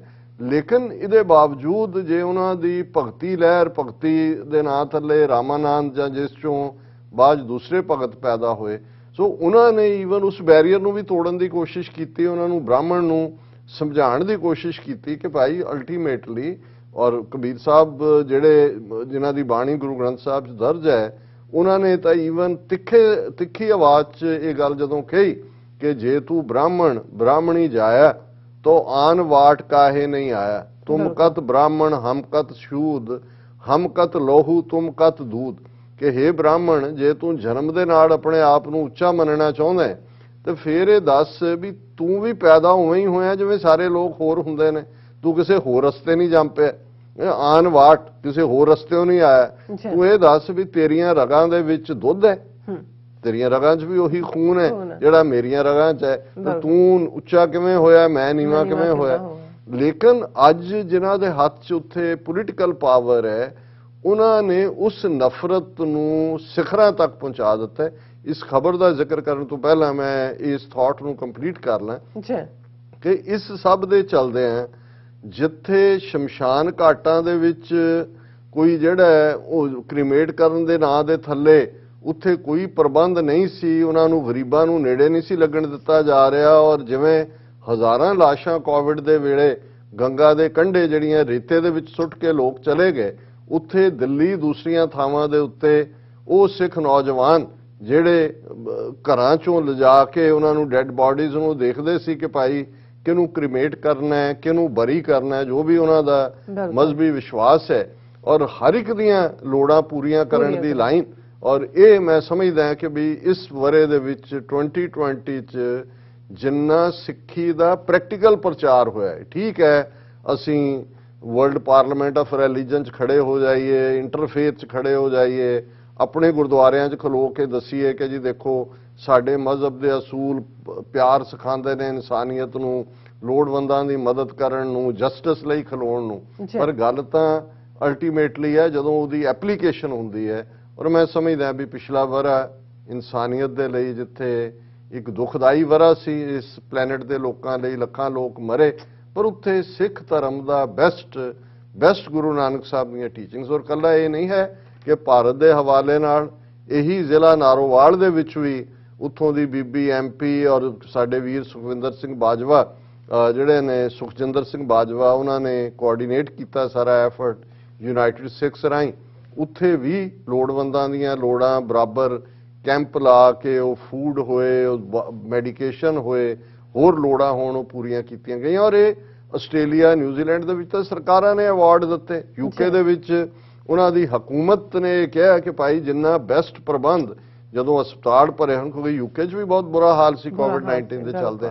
ਹੁਣ ਇੱਕ ਪਾਸੇ ਇਹ ਇਨਸਾਨੀਅਤ ਦਾ ਬੈਸਟ ਸੀ, ਔਰ ਮੈਂ ਸਮਝਦਾ ਵੀ ਕਈ ਵਾਰ ਇਹ ਆਫਤ ਜਾਂ ਬਿਮਾਰੀ ਇੱਕ ਸੁਨੇਹਾ ਵੀ ਲੈ ਕੇ ਆਉਂਦੀ ਹੈ ਕਿ ਭਾਈ ਸੰਭਲ ਜਾਓ। ਪਰ ਜਿਸ ਖਿੱਤੇ ਦੀ ਅਸੀਂ ਗੱਲ ਕਰ ਰਹੇ ਹਾਂ ਭਾਰਤ ਦੇ ਵਿੱਚ, ਇਹਨਾਂ ਨਫ਼ਰਤ ਦੇ ਵਣਜਾਰਿਆਂ ਨੇ ਜਿਹੜੇ 40-45 ਲੱਖ ਲੋਕ ਮਰੇ, ਉਹ ਵੀ ਅਣਗੌਲਿਆਂ ਕੀਤੇ। ਝੂਠ ਦਾ ਲੈਵਲ ਇੱਥੋਂ ਤੱਕ ਕਿ ਸੈਂਟਰ ਗਵਰਨਮੈਂਟ ਦੇ ਵਿੱਚ ਉਹਨਾਂ ਦਾ ਹੈਲਥ ਮਿਨਿਸਟਰ ਖਲੋ ਕੇ ਕਹਿ ਰਿਹਾ ਹੈ ਕਿ ਸਾਡੇ ਕੋਲ ਕੋਈ ਡੇਟਾ ਨਹੀਂ ਆਇਆ ਸਟੇਟਾਂ ਤੋਂ ਕਿ ਇੱਕ ਵੀ ਬੰਦਾ ਜਿਹੜਾ ਉਹ ਆਕਸੀਜਨ ਦੀ ਕਮੀ ਨਾਲ ਮਰਿਆ ਹੋਵੇ। ਜਦੋਂ ਤੁਸੀਂ ਝੂਠ ਹੀ ਬੋਲਣਾ ਹੈ, ਲੱਖਾਂ ਡੈੱਡ ਬਾਡੀ ਜਿਹੜੀਆਂ ਨੇ ਉਹ ਖੁਰਦ-ਬੁਰਦ ਵਾਂਗ ਉਹਨਾਂ ਦੀ ਹੋਂਦ ਹੀ ਮਿਟਾ ਦਿੱਤੀ ਗਈ ਕਿ ਉਹ ਮਰੇ ਹੀ ਨਹੀਂ ਨੇ, ਐਗਜ਼ਿਸਟ ਹੀ ਨਹੀਂ ਕਰਦੇ ਸੀ। ਸੋ ਇਸ ਸਭ ਦੇ ਚੱਲਦੇ ਆ ਹੁਣ ਜਦੋਂ ਹਾਲਾਤ ਨਾਰਮਲ ਵੱਲ ਵਧੇ ਨੇ, ਚਾਹੀਦਾ ਇਹ ਸੀ ਕਿ ਇਹ ਨਫ਼ਰਤ ਦੇ ਵਣਜਾਰੇ ਦੇਖਦੇ ਕਿ ਭਾਈ ਕੁਦਰਤ ਨੇ ਇੰਨਾ ਵੱਡਾ ਜੋਲਟ ਦਿੱਤਾ ਹੈ, ਕਿਉਂਕਿ ਭਾਰਤ ਉਹਨਾਂ ਮੁਲਕਾਂ 'ਚੋਂ ਸੀ ਜਿਹੜੇ ਵਰਸਟ ਇਫੈਕਟਡ ਹੋਏ। ਇੰਗਲੈਂਡ ਯੂਕੇ ਹੋਇਆ ਸਰਟਨਲੀ, ਬ੍ਰਾਜ਼ੀਲ ਹੋਇਆ, ਲੇਕਿਨ ਭਾਰਤ ਦੇ ਵਿੱਚ ਬਹੁਤ ਵੱਡੇ ਸਭ ਤੋਂ ਜ਼ਿਆਦਾ ਮੌਤਾਂ ਜੇ ਤੁਸੀਂ ਗਿਣੋਗੇ ਤਾਂ ਭਾਰਤ 'ਚ ਹੋਈਆਂ ਹੋਣਗੀਆਂ ਪੋਪੂਲੇਸ਼ਨ ਵਾਈਜ਼। ਲੇਕਿਨ ਉਸ ਤੋਂ ਬਾਅਦ ਉਹੀ ਨਫ਼ਰਤ ਉਹੀ ਯੂਪੀ ਤੋਂ ਲੈ ਕੇ ਔਰ ਸਾਰੇ ਪਾਸੇ, ਔਰ ਜਿਹੜੀ ਖਬਰ ਮੈਂ ਡਿਸਕਸ ਕਰਨ ਜਾ ਰਿਹਾ ਅੱਜ ਭਾਰਤ ਦੇ ਮੀਡੀਆ 'ਚ ਪਿਛਲੇ 2 ਦਿਨ ਤੋਂ ਚੱਲ ਰਹੀ ਹੈ, ਕਿਉਂਕਿ ਚੱਲ ਤਾਂ ਇਹ ਕਈ ਹਫ਼ਤਿਆਂ ਤੋਂ ਰਹੀ ਸੀ। ਹੁਣ ਦਿੱਲੀ ਦੇ ਨਾਲ ਲੱਗਦਾ ਗੁੜਗਾਂਵ ਹੈ, ਜਿਹਦਾ ਇਹਨਾਂ ਨੇ ਨਾਂ ਵੀ ਬਦਲ ਕੇ, ਹਾਲਾਂ ਕਿਉਂਕਿ ਉੱਥੇ ਗੰਨਾ ਬਹੁਤ ਜ਼ਿਆਦਾ ਹੁੰਦਾ ਹੈ, ਉਹ ਸਾਰੀ ਬੈਲਟ ਦੇ ਵਿੱਚ ਪੁਰਾਣੀ ਜਾਟਾਂ ਦੀ ਬੈਲਟ ਹੈ, ਔਰ ਉਹਨੂੰ ਗੁੜਗਾਂਵ ਤੋਂ ਮਤਲਬ ਹੀ ਹੈ। ਇਹਨਾਂ ਨੇ ਕਿਹਾ ਜੀ ਨਹੀਂ ਇਹ ਮਹਾਭਾਰਤ ਦੇ ਵਿੱਚ ਇਹਦਾ ਨਾਂ ਜਿਹੜਾ ਉਹ ਗੁਰੂਗ੍ਰਾਮ ਸੀ, ਇਹ ਫਲਾਣਿਆਂ ਦੇ ਨਾਲ ਜੁੜਿਆ ਹੋਇਆ, ਢਿਮਕੇ ਦੇ ਨਾਲ ਜੁੜਿਆ ਹੋਇਆ, ਤੇ ਨਤੀਜੇ ਦੇ ਤੌਰ ਤੇ ਉਹਦਾ ਨਾਂ ਵੀ ਉਹਨਾਂ ਨੇ ਬਦਲਿਆ, ਪਰ ਮੈਂ ਗੁੜਗਾਵਾਂ ਹੀ ਵਰਤਾਂਗਾ ਕਿ ਉੱਥੇ ਹਰਿਆਣੇ ਦਾ ਹਿੱਸਾ ਹੈ। ਹਰਿਆਣੇ 'ਚ ਮਨੋਹਰ ਲਾਲ ਖੱਚਰ ਦੀ ਸਰਕਾਰ ਹੈ, ਔਰ ਉਹ ਜਿਹੜੀਆਂ ਦੋਨੋਂ ਹੀ ਗੁਜਰਾਤ ਦੇ ਵਿੱਚ ਵੀ ਔਰ ਹਰਿਆਣੇ ਦੇ ਵਿੱਚ ਵੀ ਤੁਸੀਂ ਦੇਖੋਗੇ, ਹੁਣ ਮੱਧ ਪ੍ਰਦੇਸ਼ ਵੀ ਸ਼ਿਵਰਾਜ ਚੌਹਾਨ, ਉਹ ਇਹ ਦੋਵੇਂ ਤਿੰਨੇ ਸਟੇਟਾਂ ਜਿਹੜੀਆਂ ਨੇ ਹਿੰਦੂਤਵਾਦੀਆਂ ਲੈਬੋਰਟਰੀਜ਼ ਵੀ ਨੇ, ਬੜੀ ਸਖਤੀ ਨਾਲ ਉਹ ਆਪਣੀਆਂ ਨੀਤੀਆਂ ਲਾਗੂ ਕਰਦੇ ਨੇ।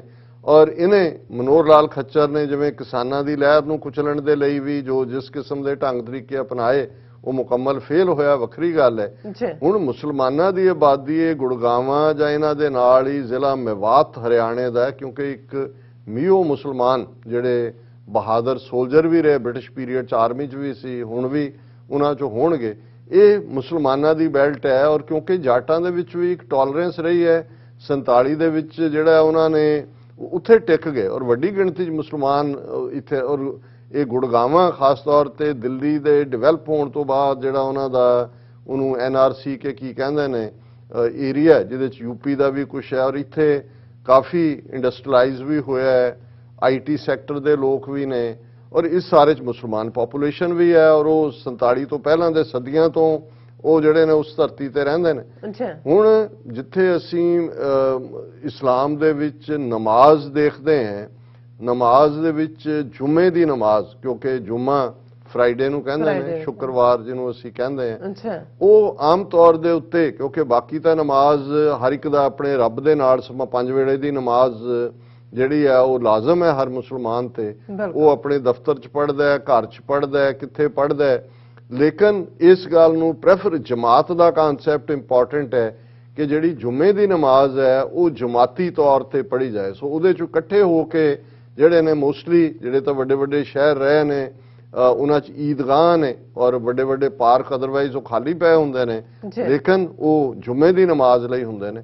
ਲੇਕਿਨ ਜਿੱਥੇ ਇਸ ਕਿਸਮ ਦੀਆਂ ਈਦਗਾਹ ਨਹੀਂ ਨੇ, ਇੱਕ ਟੋਲਰੈਂਸ ਦਾ ਪਾਰਟ ਵੀ ਸੁਸਾਇਟੀ ਦਾ ਰਿਹਾ ਹੈ, ਪੰਜਾਬ 'ਚ ਵੀ ਹੁਣ ਵੀ ਹੈ, ਮਲੇਰਕੋਟਲਾ ਹੋਏ ਜਾਂ ਜਿੱਥੇ ਵੀ ਕਿਤੇ ਮੁਸਲਮਾਨ ਨੇ, ਜੇ ਉਹਨਾਂ ਦਾ ਫਰਾਈਡੇ ਉਹਨਾਂ ਕੋਲ ਆਪਣਾ ਪ੍ਰੋਪਰ ਜਿਹੜੀ ਹੈ ਈਦਗਾਹ ਨਹੀਂ ਹੈ, ਜੋ ਖੁੱਲੀ ਥਾਂ ਜਿਹੜੀ ਵਰਤੋਂ 'ਚ ਨਹੀਂ ਹੈ, ਜਿਹੜਾ ਕੋਈ ਟ੍ਰੈਫਿਕ ਨੂੰ ਅਬਸਟਰਕਟ ਨਹੀਂ ਕਰ ਰਹੀ, ਕੋਈ ਹਸਪੀਟਲਸ ਦੇ ਕੋਈ ਪੇਸ਼ੈਂਟਸ ਨੂੰ ਬੌਦਰ ਨਹੀਂ ਕਰ ਰਹੀ, ਕੋਈ ਸਕੂਲਾਂ ਕਾਲਜਾਂ ਨੂੰ ਨਹੀਂ ਹੈ, ਉਹ ਉੱਥੇ ਓਪਨ ਦੇ ਵਿੱਚ ਨਮਾਜ਼ ਪੜ੍ਹਦੇ ਨੇ।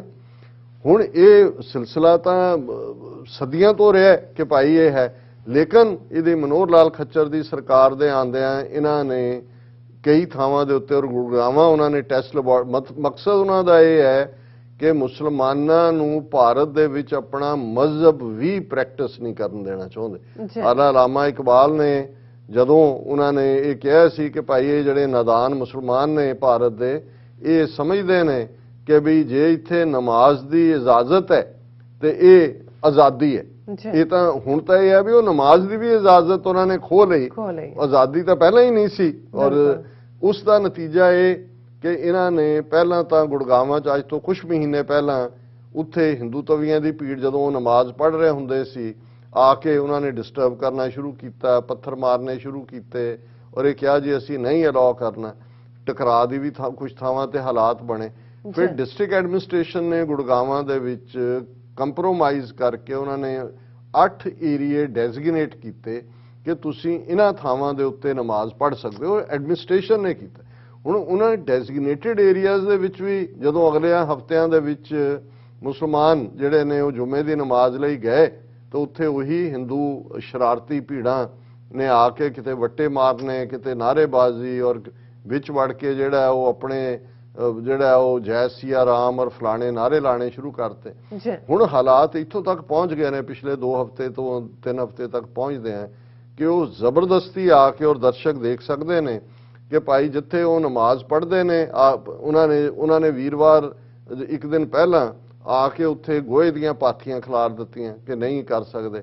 ਫਿਰ ਕੁਝ ਥਾਵਾਂ ਤੇ ਹੁਣ ਇਹ ਹੋਇਆ ਕਿ ਉੱਥੇ ਉਹਨਾਂ ਨੇ ਵਾਲੀਬਾਲ ਦਾ ਨੈਟ ਲਾ ਕੇ ਉਸ ਖੁੱਲੀ ਥਾਂ ਜਿੱਥੇ ਉਹਨਾਂ ਨੇ ਪੜ੍ਹਨਾ ਸੀ ਉਹ ਆ ਕੇ ਉਹਨਾਂ ਨੇ ਵਾਲੀਬਾਲ ਖੇਲਣਾ ਸ਼ੁਰੂ ਕਰਤਾ ਕਿ ਵੀ ਅਸੀਂ ਔਰ ਇਹਦੇ ਔਰ ਡਿਸਟ੍ਰਿਕਟ ਐਡਮਿਨਿਸਟ੍ਰੇਸ਼ਨ ਨੇ ਵੀ ਕਿਹਾ ਕਿ ਜੀ ਕਿਉਂਕਿ ਵਿਰੋਧਤਾ ਹੋ ਰਹੀ ਹੈ ਤੇ ਜਿਹੜੀ ਅਸੀਂ ਪਰਮਿਸ਼ਨ 8 ਡੈਜ਼ਿਗਨੇਟਿਡ ਏਰੀਆਜ਼ ਦੀ ਦਿੱਤੀ ਸੀ ਨਮਾਜ਼ ਪੜ੍ਹਨ ਦੀ ਅਸੀਂ ਉਹ ਵਾਪਸ ਲੈ ਰਹੇ। ਦੇਖੋ ਹੁਣ ਇਸ ਸਾਰੇ ਦੇ ਚੱਲਦੇ ਆ ਔਰ ਮੈਂ ਜਿਹੜੀ ਗੱਲ ਇਸ ਵਰੇ 'ਚ ਔਰ ਜਦੋਂ ਹੁਣ ਇਹ ਦਿਨ ਗੁਰੂ ਨਾਨਕ ਸਾਹਿਬ ਦੇ ਪ੍ਰਕਾਸ਼ ਦਿਵਸ ਨੂੰ ਲੈ ਕੇ ਸਾਰੀ ਫਜ਼ਾ 'ਚ ਹੈ ਔਰ ਅੱਜ ਉਹਨਾਂ ਦੇ NDTV ਤੋਂ ਲੈ ਕੇ ਸਾਰਿਆਂ 'ਚ ਡਿਸਕਸ ਹੋ ਰਿਹਾ ਔਰ ਇਹ ਕੋਈ ਮੈਨੂੰ ਇਹ ਲੱਗਦਾ ਕਿ ਵੀ ਇੱਕ ਤਕਰਾਰ ਦਾ ਕਾਰਨ ਵੀ ਬਣੇਗਾ। ਹਿੰਦੂ ਤੋਂ ਵੀ ਇਵੇਂ ਇਹਨੂੰ ਲਾਈਂਗ ਡਾਊਨ ਨਹੀਂ ਲੈਣਗੇ।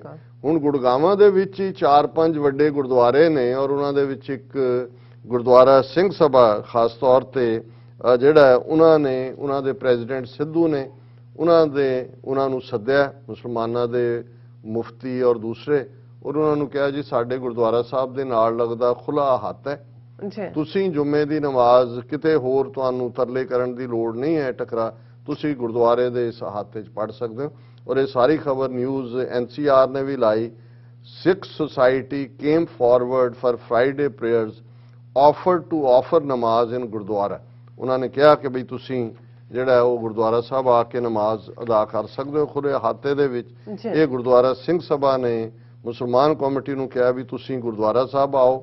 ਉਹਨਾਂ ਦੇ ਪ੍ਰੈਜ਼ੀਡੈਂਟ ਨੇ ਸ਼ੇਰਦਿਲ ਸਿੰਘ ਸਿੱਧੂ। ਇਹ ਗੁਰੂਗ੍ਰਾਮ ਗੁਰਦੁਆਰਾ ਮੈਨੇਜਮੈਂਟ ਕਮੇਟੀ ਔਰ ਇਹ ਸਦਰ ਬਾਜ਼ਾਰ ਤੋਂ ਦੇ ਵਿੱਚ ਔਰ ਉਹਨਾਂ ਨੇ ਮੁਫਤੀ ਸਲੀਮ ਜਿਹੜੇ ਨਾਲ ਉਹ ਗੱਲਬਾਤ ਕਰ ਰਹੇ ਸੀ ਉਹਨਾਂ ਨੇ ਕਿਹਾ ਕਿ ਵੀ ਤੁਸੀਂ ਇੱਥੇ ਆ ਕੇ ਨਮਾਜ਼ ਅਦਾ ਕਰ ਸਕਦੇ ਹੋ। ਔਰ ਇਸ ਦੇ ਉੱਤੇ ਇੰਨੀ ਕੁ ਖੁਸ਼ੀ ਦੀ ਲਹਿਰ ਹੈ। Mufti Salim expressed happiness. Mufti Salim of Gurugram said I am very happy that Sikhs have offered their Gurdwara for the namaz. There are just some people who are trying to spoil the atmosphere. ਉਹਨਾਂ ਨੇ ਕਿਹਾ ਜੀ ਅਸੀਂ ਜਿਹੜਾ ਹੈ ਕਿ ਵੀ ਇਸ ਤੋਂ ਪਹਿਲਾਂ ਕੱਲਾ 8 ਪਲੇਸਿਸ ਨੂੰ 37 ਥਾਵਾਂ ਦੀ ਗੱਲ ਕਰ ਰਹੇ ਨੇ ਵੀ ਡਿਸਟ੍ਰਿਕਟ ਐਡਮਿਨਿਸਟ੍ਰੇਸ਼ਨ ਨੇ ਸਾਨੂੰ ਅਲਾਉ ਕੀਤਾ ਸੀ ਔਰ ਹੁਣ ਉਹ ਘਟਾ ਕੇ ਉਹਨਾਂ ਨੇ ਬਿਲਕੁਲ ਹੀ ਜਿਹੜਾ ਆਲਮੋਸਟ ਖਤਮ ਤੱਕ ਕਰ ਦਿੱਤਾ। ਔਰ ਇਹ ਖਬਰ NDTV ਦੇ ਹਵਾਲੇ ਨਾਲ ਵੀ ਉਹਨਾਂ ਨੇ ਕਿ ਗੁਰੂਗ੍ਰਾਮ ਨਮਾਜ਼ ਬਲੌਕਡ ਅਗੇਨ। ਇਹ ਪਿਛਲੇ ਹਫਤੇ ਦੀ ਖਬਰ ਸੀ। Protesters occupy Gurgaon site spread cow dung ਕਿ ਵੀ ਉਹ ਜਿਹੜਾ ਗਾਂ ਦਾ ਗੋਹਾ ਉਹਨਾਂ ਨੇ ਪਾਥੀਆਂ ਉੱਥੇ ਖਿਲਾਰ ਦਿੱਤੀਆਂ ਨੇ ਔਰ ਉਹਨਾਂ ਨੇ ਕਿਹਾ ਵੀ ਅਸੀਂ ਇਹਦੇ ਬਾਵਜੂਦ ਕਿ ਸਾਨੂੰ ਪ੍ਰਵੋਕ ਕੀਤਾ ਜਾ ਰਿਹਾ ਅਸੀਂ ਚੁੱਪਚਾਪ ਇਹਨੂੰ ਸਹਿ ਰਹੇ ਹਾਂ। ਈਵਨ ਟਾਈਮਜ਼ ਆਫ ਇੰਡੀਆ ਨੇ ਵੀ ਅੱਜ ਆਪਣੀ ਇਹਨੂੰ ਪ੍ਰੋਮੀਨੈਂਟ ਖਬਰ ਬਣਾਇਆ। Gurgaon gurdwara association offer space for namaz ਔਰ ਉਹਨਾਂ ਨੇ ਕਿਹਾ ਕਿ local association of gurdwaras on Wednesday announced it will open its doors to allow namaz with the number of sites for Friday prayers having shrunk by almost half in the city। और gurdwara Singh Sabha committee ने ये सदर बाजार सब्जी मंडी sector 39 ਦੇ ਵਿੱਚ Gurdwara near ਮੈਡੈਂਟਾ 'ਚ ਇਸੇ ਤਰ੍ਹਾਂ ਜੈਕੋਬਪੁਰ ਔਰ ਮਾਡਲ ਟਾਊਨ ਇਹ ਸਾਰੇ ਗੁਰਦੁਆਰਿਆਂ 'ਚ ਉਹਨਾਂ ਨੇ ਕਿਹਾ ਵੀ ਤੁਸੀਂ ਖੁੱਲੇ ਅਹਾਤੇ ਦੇ ਵਿੱਚ ਕਰ ਸਕਦੇ ਹੋ। ਔਰ ਇਸ ਸਾਰੇ 'ਚ ਉਹਨਾਂ ਨੇ ਇਹ ਕਿਹਾ ਕਿ it was disturbing to learn about the opposition to namaz in open areas. The doors of our gurdwaras are always open to everyone. If Muslims are facing problems in finding a place for Friday prayers, they are welcome to offer namaz in our gurdwara, said Hari Singh Sidhu from the committee. और उन्होंने कहा कि भाई असी while each gurdwara has capacity to accommodate thousands of people at a time, they have been allowing only small groups due to COVID norms कि साडे कोल ਥਾਂ ਹੈ ਹਜ਼ਾਰਾਂ ਲੋਕ। ਇਹ ਸਾਡਾ ਗੁਰੂ ਕਾ ਦਰਬਾਰ ਹੈ ਗੁਰਦੁਆਰਾ ਇਸ ਗੁਰੂ ਕਾ ਦਰਬਾਰ where anyone can come and pray. If our Muslim brothers are facing issues, we will offer them our promises at gurdwaras and their halls. ਹੁਣ ਇਹ ਇੱਕ ਛੋਟੀ ਗੱਲ ਨਹੀਂ ਹੈ ਕੱਲਾ ਇਹ ਨਹੀਂ ਹੈ ਕਿ ਵੀ ਇਹ ਸ਼ੋਅ ਕਰਦਾ ਹੈ ਕਿ ਸਿੱਖ ਧਰਮ ਕਿਵੇਂ ਓਪਨ ਹੈ। ਇਹ ਟਕਰਾਅ ਦੀ ਲਾਈਨ ਵੀ ਹੈ ਕਿ ਹੁਣ ਜਿਹੜੇ ਹਿੰਦੂ ਤੋਂ ਵੀ ਜਿਨ੍ਹਾਂ ਨੂੰ ਇਹ ਲੱਗਦਾ ਸੀ ਵੀ ਅਸੀਂ ਤਾਂ ਮੁਸਲਮਾਨਾਂ ਨੂੰ ਇਹਨਾਂ ਦਾ ਮਜ਼ਹਬ ਹੀ ਨਹੀਂ ਪ੍ਰੈਕਟਿਸ ਕਰਨ ਦੇਣਾ ਇਹਨਾਂ ਨੂੰ ਜੇ ਇਹ ਈਦ ਜਿਹੜੀ ਆ ਜੁਮੇ ਦੀ ਨਮਾਜ਼ ਹੀ ਨਹੀਂ ਅਦਾ ਕਰ ਸਕਦੇ ਤੇ ਸਿੱਖ ਆ ਗਏ ਨੇ। ਹੁਣ ਇਸ ਗੱਲ ਦੀ ਪੋਸੀਬਿਲਿਟੀ ਹੈ ਕਿ ਹਿੰਦੂ ਭੀੜਾਂ ਗੁਰਦੁਆਰਿਆਂ ਤੇ ਵੀ ਜਦੋਂ ਇਹ ਨਮਾਜ਼ ਪੜ੍ਹ ਰਹੇ ਹੋਣ ਅਟੈਕ ਕਰਨ। ਔਰ ਉਹਨਾਂ ਨੇ ਕਿਉਂਕਿ ਵੱਡੇ ਗੁਰਦੁਆਰੇ ਨੇ ਉਹਨਾਂ ਨੇ ਕੱਲਾ ਪ੍ਰੈਜ਼ੀਡੈਂਟ ਨੇ ਆਪਣੇ ਤੌਰ ਤੇ ਫੈਸਲਾ ਨਹੀਂ ਲਿਆ, ਉਹਨਾਂ ਨੇ ਫੈਸਲਾ ਕਰ ਲਿਆ ਹੋਣਾ ਵੀ ਠੀਕ ਹੈ, ਜੇ ਹੁਣ ਇਹਨਾਂ ਦੇ ਲਈ ਸਾਨੂੰ ਖਲੋ ਕੇ ਇਹਨਾਂ ਦੇ ਨਾਲ ਟੱਕਰ ਵੀ ਲੈਣੀ ਪੈਂਦੀ ਹੈ ਤੇ ਸਾਨੂੰ ਇਹ ਬਹੁਤ ਵੱਡੀ ਗੱਲ ਹੈ। ਔਰ ਮੈਂ ਸਮਝਦਾ ਵੀ ਇਹ ਵੀ ਜਦੋਂ ਅਸੀਂ ਤੋਹਫਿਆਂ ਦੀ ਗੱਲ ਕਰਦੇ ਹਾਂ, ਪਿਆਰ ਤੋਹਫਾ ਹੀ ਹੁੰਦਾ ਹੈ, ਇਹ ਬਾਕੀ ਤਾਂ ਦੁਨਿਆਵੀ ਚੀਜ਼ਾਂ ਹੁੰਦੀਆਂ ਨੇ। ਇਹ ਦਿਲ ਖੋਲ ਕੇ ਆਪਣੇ ਗੁਰਦੁਆਰਾ ਸਾਹਿਬ ਨੂੰ ਕਹਿਣਾ ਕਿ ਆ ਜਾਓ ਭਾਈ ਇੱਥੇ ਤੁਸੀਂ ਪੜ੍ਹੋ, ਇਹ ਪਹਿਲੀ ਵਾਰ ਨਹੀਂ ਹੋਇਆ।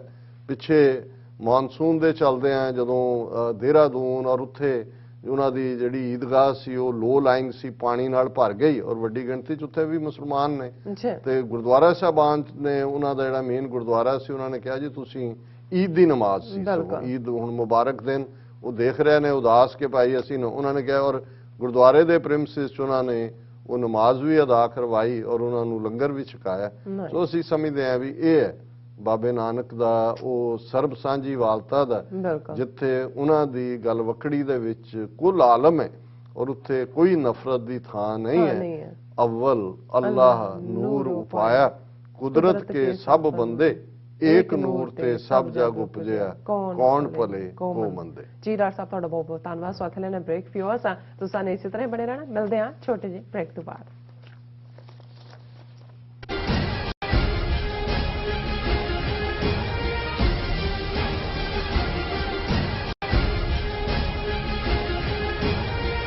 Are you tired of property violations, ECB court hearings wasting your time? AM Expediting Drafting and Design is the solution for your problems. AM Expediting Drafting and Design offers services that range from architectural drawings to expediting services to DOB, FDNY, and other agencies. Or visit their location at 116-15 Myrtle Avenue in Richmond Hill. Call AM Expediting Drafting and Design now at 718-725-0059.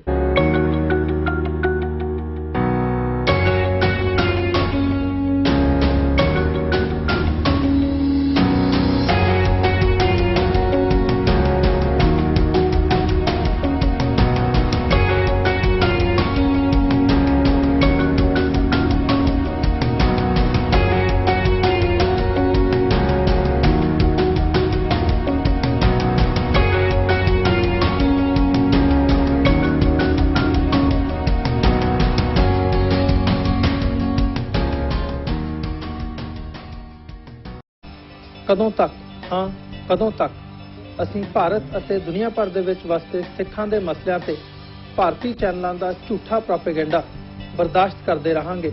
ਆਓ ਮੇਰੇ ਨਾਲ ਜੁੜੋ programme ਗੁਫ਼ਤਗੂ ਵਿੱਚ ਸਿੱਖ ਨਜ਼ਰੀਏ ਤੋਂ ਰੋਜ਼ਾਨਾ ਵਾਪਰ ਰਹੀਆਂ ਘਟਨਾਵਾਂ ਦਾ ਵਿਸ਼ਲੇਸ਼ਣ ਕਰੀਏ। ਲਾਈਵ ਕਾਲਸ ਅਤੇ ਈਮੇਲਸ ਰਾਹੀਂ ਇਸ ਪ੍ਰੋਗਰਾਮ ਦਾ ਹਿੱਸਾ ਬਣੋ। ਮੰਡੇ ਟੂ ਫਰਾਈਡੇ ਰਾਤ 9:30 ਵਜੇ ਸਿਰਫ TV 84 ਤੇ।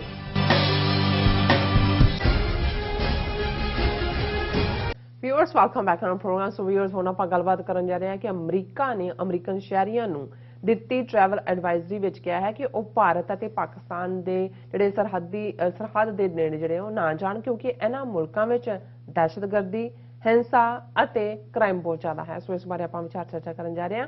ਸੋ ਅਸੀਂ ਚਾਹਾਂਗੇ ਕਿ ਤੁਸੀਂ ਇਸੇ ਤਰ੍ਹਾਂ ਬਣੇ ਰਹਿਣਾ। ਦੇਖਣ ਸੁਣਨ ਲਿਖਣ ਲਈ ਤੁਹਾਡਾ ਸਭ ਦਾ ਬਹੁਤ ਬਹੁਤ ਧੰਨਵਾਦ। ਜੀ ਡਾਕਟਰ ਸਾਹਿਬ ਕੀ ਵਿਚਾਰ ਹੈ? ਦੇਖੋ, ਅਮਰੀਕਾ ਦੀ ਵੀ ਜਦੋਂ ਅਸੀਂ ਸਾਊਥ ਏਸ਼ੀਆ ਨਾਲ ਰਿਲੇਟਡ ਪੋਲਿਟਿਕਸ ਜਾਂ ਪਾਲਿਸੀ ਦੇਖਦੇ ਹਾਂ, ਖਾਸ ਤੌਰ ਤੇ ਇੰਡੀਆ ਦੇ ਹਵਾਲੇ ਨਾਲ, ਤੇ ਕੁਝ ਗੱਲਾਂ ਜਿਹੜੀਆਂ ਨੇ ਉਹ ਇੰਨੀਆਂ ਕੰਟਰਾਡਿਕਟਰੀ ਨੇ ਕਿ ਜਿਨ੍ਹਾਂ ਦੇ ਉੱਤੇ ਲੱਗਦਾ ਹੈ ਕਿ ਵੀ ਇਹ ਖੁਦ ਹੀ ਇੰਨੇ ਕਨਫਿਊਜ਼ਡ ਨੇ। ਹੁਣ America the US Surf United States commission on international religious freedom ਜੀ ਉਹ ਰਿਕਮੈਂਡ ਕਰਦਾ ਹੈ, ਹਰ ਸਾਲ ਉਹਨਾਂ ਦੀ ਰਿਪੋਰਟ ਹੁੰਦੀ ਹੈ, ਔਰ ਉਹਨਾਂ ਨੇ ਇੰਡੀਆ ਦੇ ਵਿੱਚ ਜਿਵੇਂ ਮਾਈਨੋਰਿਟੀਜ਼ ਦੇ ਰਿਲੀਜੀਅਸ ਰਾਈਟਸ ਕੁਚਲੇ ਜਾ ਰਹੇ ਨੇ, ਧਾਰਮਿਕ ਆਜ਼ਾਦੀਆਂ ਦੇ ਉੱਤੇ ਪਾਬੰਦੀਆਂ ਨੇ, ਉਸ ਤੇ ਆਧਾਰਿਤ ਆਪਣੀ ਰਿਪੋਰਟ 'ਚ ਉਹਨਾਂ ਨੇ ਕਿਹਾ ਕਿ ਇੰਡੀਆ ਨੂੰ ਰੈੱਡ ਲਿਸਟ ਦੇ ਵਿੱਚ ਪਾ ਦਿੱਤਾ ਜਾਏ, ਜਿਹਦੇ ਲਈ ਟਰਮ ਯੂਜ਼ ਹੁੰਦੀ ਹੈ ਕੰਟਰੀ ਆਫ ਪਾਰਟਿਕੂਲਰ ਕੰਸਰਨ, ਜਿਹਦੇ 'ਚ ਉਹਨਾਂ ਨੇ ਕੁਝ ਮੁਲਕਾਂ ਨੂੰ ਪਾਇਆ ਹੋਇਆ ਕਿ ਇੰਡੀਆ ਨੂੰ ਇਸ ਲਿਸਟ ਦੇ ਵਿੱਚ ਪਾਇਆ ਜਾਏ ਕਿਉਂਕਿ ਉੱਥੇ ਧਾਰਮਿਕ ਆਜ਼ਾਦੀਆਂ ਕੁਚਲੀਆਂ ਜਾ ਰਹੀਆਂ। ਹੁਣ ਅੱਜ ਸਟੇਟ ਡਿਪਾਰਟਮੈਂਟ ਨੇ, ਜਿਹੜੀ ਜ਼ਾਹਰ ਹੈ ਫੋਰਨ ਅਫੇਅਰਸ ਨੂੰ ਸਟੇਟ ਡਿਪਾਰਟਮੈਂਟ ਕਹਿੰਦੇ ਨੇ, ਉਹਨਾਂ ਨੇ US ਸਰਫ ਦੀ ਇਸ ਰਿਕਮੈਂਡੇਸ਼ਨ ਨੂੰ ਤਰਕ ਕਰਕੇ ਪਾਸੇ ਰੱਖ ਕੇ ਇੰਡੀਆ ਨੂੰ ਉਸ ਲਿਸਟ ਦੇ ਵਿੱਚ ਨਹੀਂ ਪਾਇਆ, ਜਦੋਂ ਕਿ Saudi Arabia, Pakistan, north Korea, ਇਸ ਕਿਸਮ ਦੇ ਜਿਹੜੇ ਨੇ 6-7 ਮੁਲਕ ਉਹ ਉਹਦੇ 'ਚ ਪਾਏ ਹੋਏ ਨੇ। ਜੀ ਹੁਣ ਇਹ ਨਹੀਂ ਹੈ ਵੀ ਇਹਨਾਂ ਨੂੰ ਪਤਾ ਨਹੀਂ ਹੈ ਵੀ ਉੱਥੇ, ਕਿਉਂਕਿ ਜਦੋਂ US ਸਿਰਫ ਉਹਨਾਂ ਦਾ ਆਪਣਾ ਕਮਿਸ਼ਨ ਹੈ, ਸਰਕਾਰੀ ਕਮਿਸ਼ਨ ਹੈ, ਹਾਫ ਸਰਕਾਰੀ, ਦੋਨੋਂ ਹੀ ਡੈਮੋਕ੍ਰੈਟਿਕ ਔਰ ਰਿਪਬਲਿਕਨ ਪਾਰਟੀਆਂ ਦੇ ਨੁਮਾਇੰਦੇ ਉਹਦੇ 'ਚ ਸ਼ਾਮਲ ਨੇ। ਹੁਣ ਇੱਕ ਪਾਸੇ ਤਾਂ ਇਹ ਇੰਡੀਆ ਦੀ ਫੇਵਰ ਕਰ ਰਹੇ ਨੇ ਕਿ ਜੀ ਉਹਨੂੰ ਇਹਦੇ 'ਚ ਨਹੀਂ ਰੱਖਿਆ। ਹੁਣ ਦੂਸਰੇ ਪਾਸੇ ਅਸੀਂ ਕੱਲ ਵੀ ਗੱਲ ਕੀਤੀ ਸੀ ਕਿ ਆਲਮੋਸਟ 3.5 ਘੰਟੇ ਪ੍ਰੈਜ਼ੀਡੈਂਟ ਜੋ ਬਾਈਡਨ ਦੀ ਮੀਟਿੰਗ ਚਾਈਨਾ ਦੇ ਸ਼ੀ ਜਿਨਪਿੰਗ ਨਾਲ ਵਰਚੁਅਲ ਮੀਟਿੰਗ ਹੋਈ। ਹੁਣ ਉਹਦੇ 'ਚ ਤਾਈਵਾਨ ਡਿਸਕਸ ਹੋਇਆ ਮੇਨਲੀ, ਜਿਵੇਂ ਚੀਨ ਨੇ ਵਾਰਨ ਕੀਤਾ ਅਮਰੀਕਾ ਨੂੰ ਕਿ ਵੀ ਅੱਗ ਨਾਲ ਨਾ ਖੇਡੋ ਔਰ ਇਹ ਸਾਰਿਆਂ ਨੂੰ, ਔਰ ਉਹਦੇ ਤੋਂ ਵੀ ਅਮਰੀਕਾ ਨੇ ਬੈਕਫੁੱਟ ਤੇ ਚਲੇ ਗਏ ਕਿ ਜੀ ਅਸੀਂ ਤਾਂ ਕਦੇ ਆਜ਼ਾਦੀ ਉਹਨਾਂ ਦੀ ਹਮਾਇਤ ਨਹੀਂ ਕਰਦੇ, ਉਹਨਾਂ ਨੇ ਦੇਖਣਾ ਉਹਨਾਂ ਨੇ ਕੀ ਕਰਨਾ ਹੈ ਕੀ ਨਹੀਂ ਕਰਨਾ। ਪਰ ਇਹ ਵੀ ਨਹੀਂ ਅਮਰੀਕਾ ਨੇ ਕਿਹਾ ਜੀ ਕਿ ਅਸੀਂ ਵਿੱਚ ਜੰਪ ਇਨ ਕਰਾਂਗੇ। ਔਰ ਇਸ ਤੋਂ ਬਾਅਦ ਇਹ ਵੀ ਹੋਇਆ ਵੀ ਚਾਈਨਾ ਔਰ ਅਮਰੀਕਾ ਨੇ ਜਿਹੜਾ ਇੱਕ ਦੂਸਰੇ ਦੇ ਮੀਡੀਆ ਨਾਲ ਕੰਸਰਨ ਲੋਕ ਬਾਹਰ ਕੱਢੇ ਹੋਏ ਸੀ ਉਹਨਾਂ ਨੂੰ ਈਜ਼ ਆਊਟ ਕੀਤਾ ਉਸ ਰਿਲੇਸ਼ਨਸ਼ਿਪ, ਯਾਨੀ ਉਹਦੇ 'ਚ ਇਹਨਾਂ ਦੇ ਵੀ ਹੁਣ ਮੀਡੀਆ ਵਾਲਿਆਂ ਨੂੰ ਆਜ਼ਾਦੀ ਨਾਲ ਜਾਣ ਦਾ ਮੌਕਾ ਮਿਲੇਗਾ, ਦੂਜਿਆਂ ਨੂੰ ਵੀ ਮਿਲੇਗਾ, ਜਿਹੜੀ ਪਾਰਟਿਕੂਲਰਲੀ ਇੰਪੋਰਟੈਂਟ ਗੱਲ ਹੈ।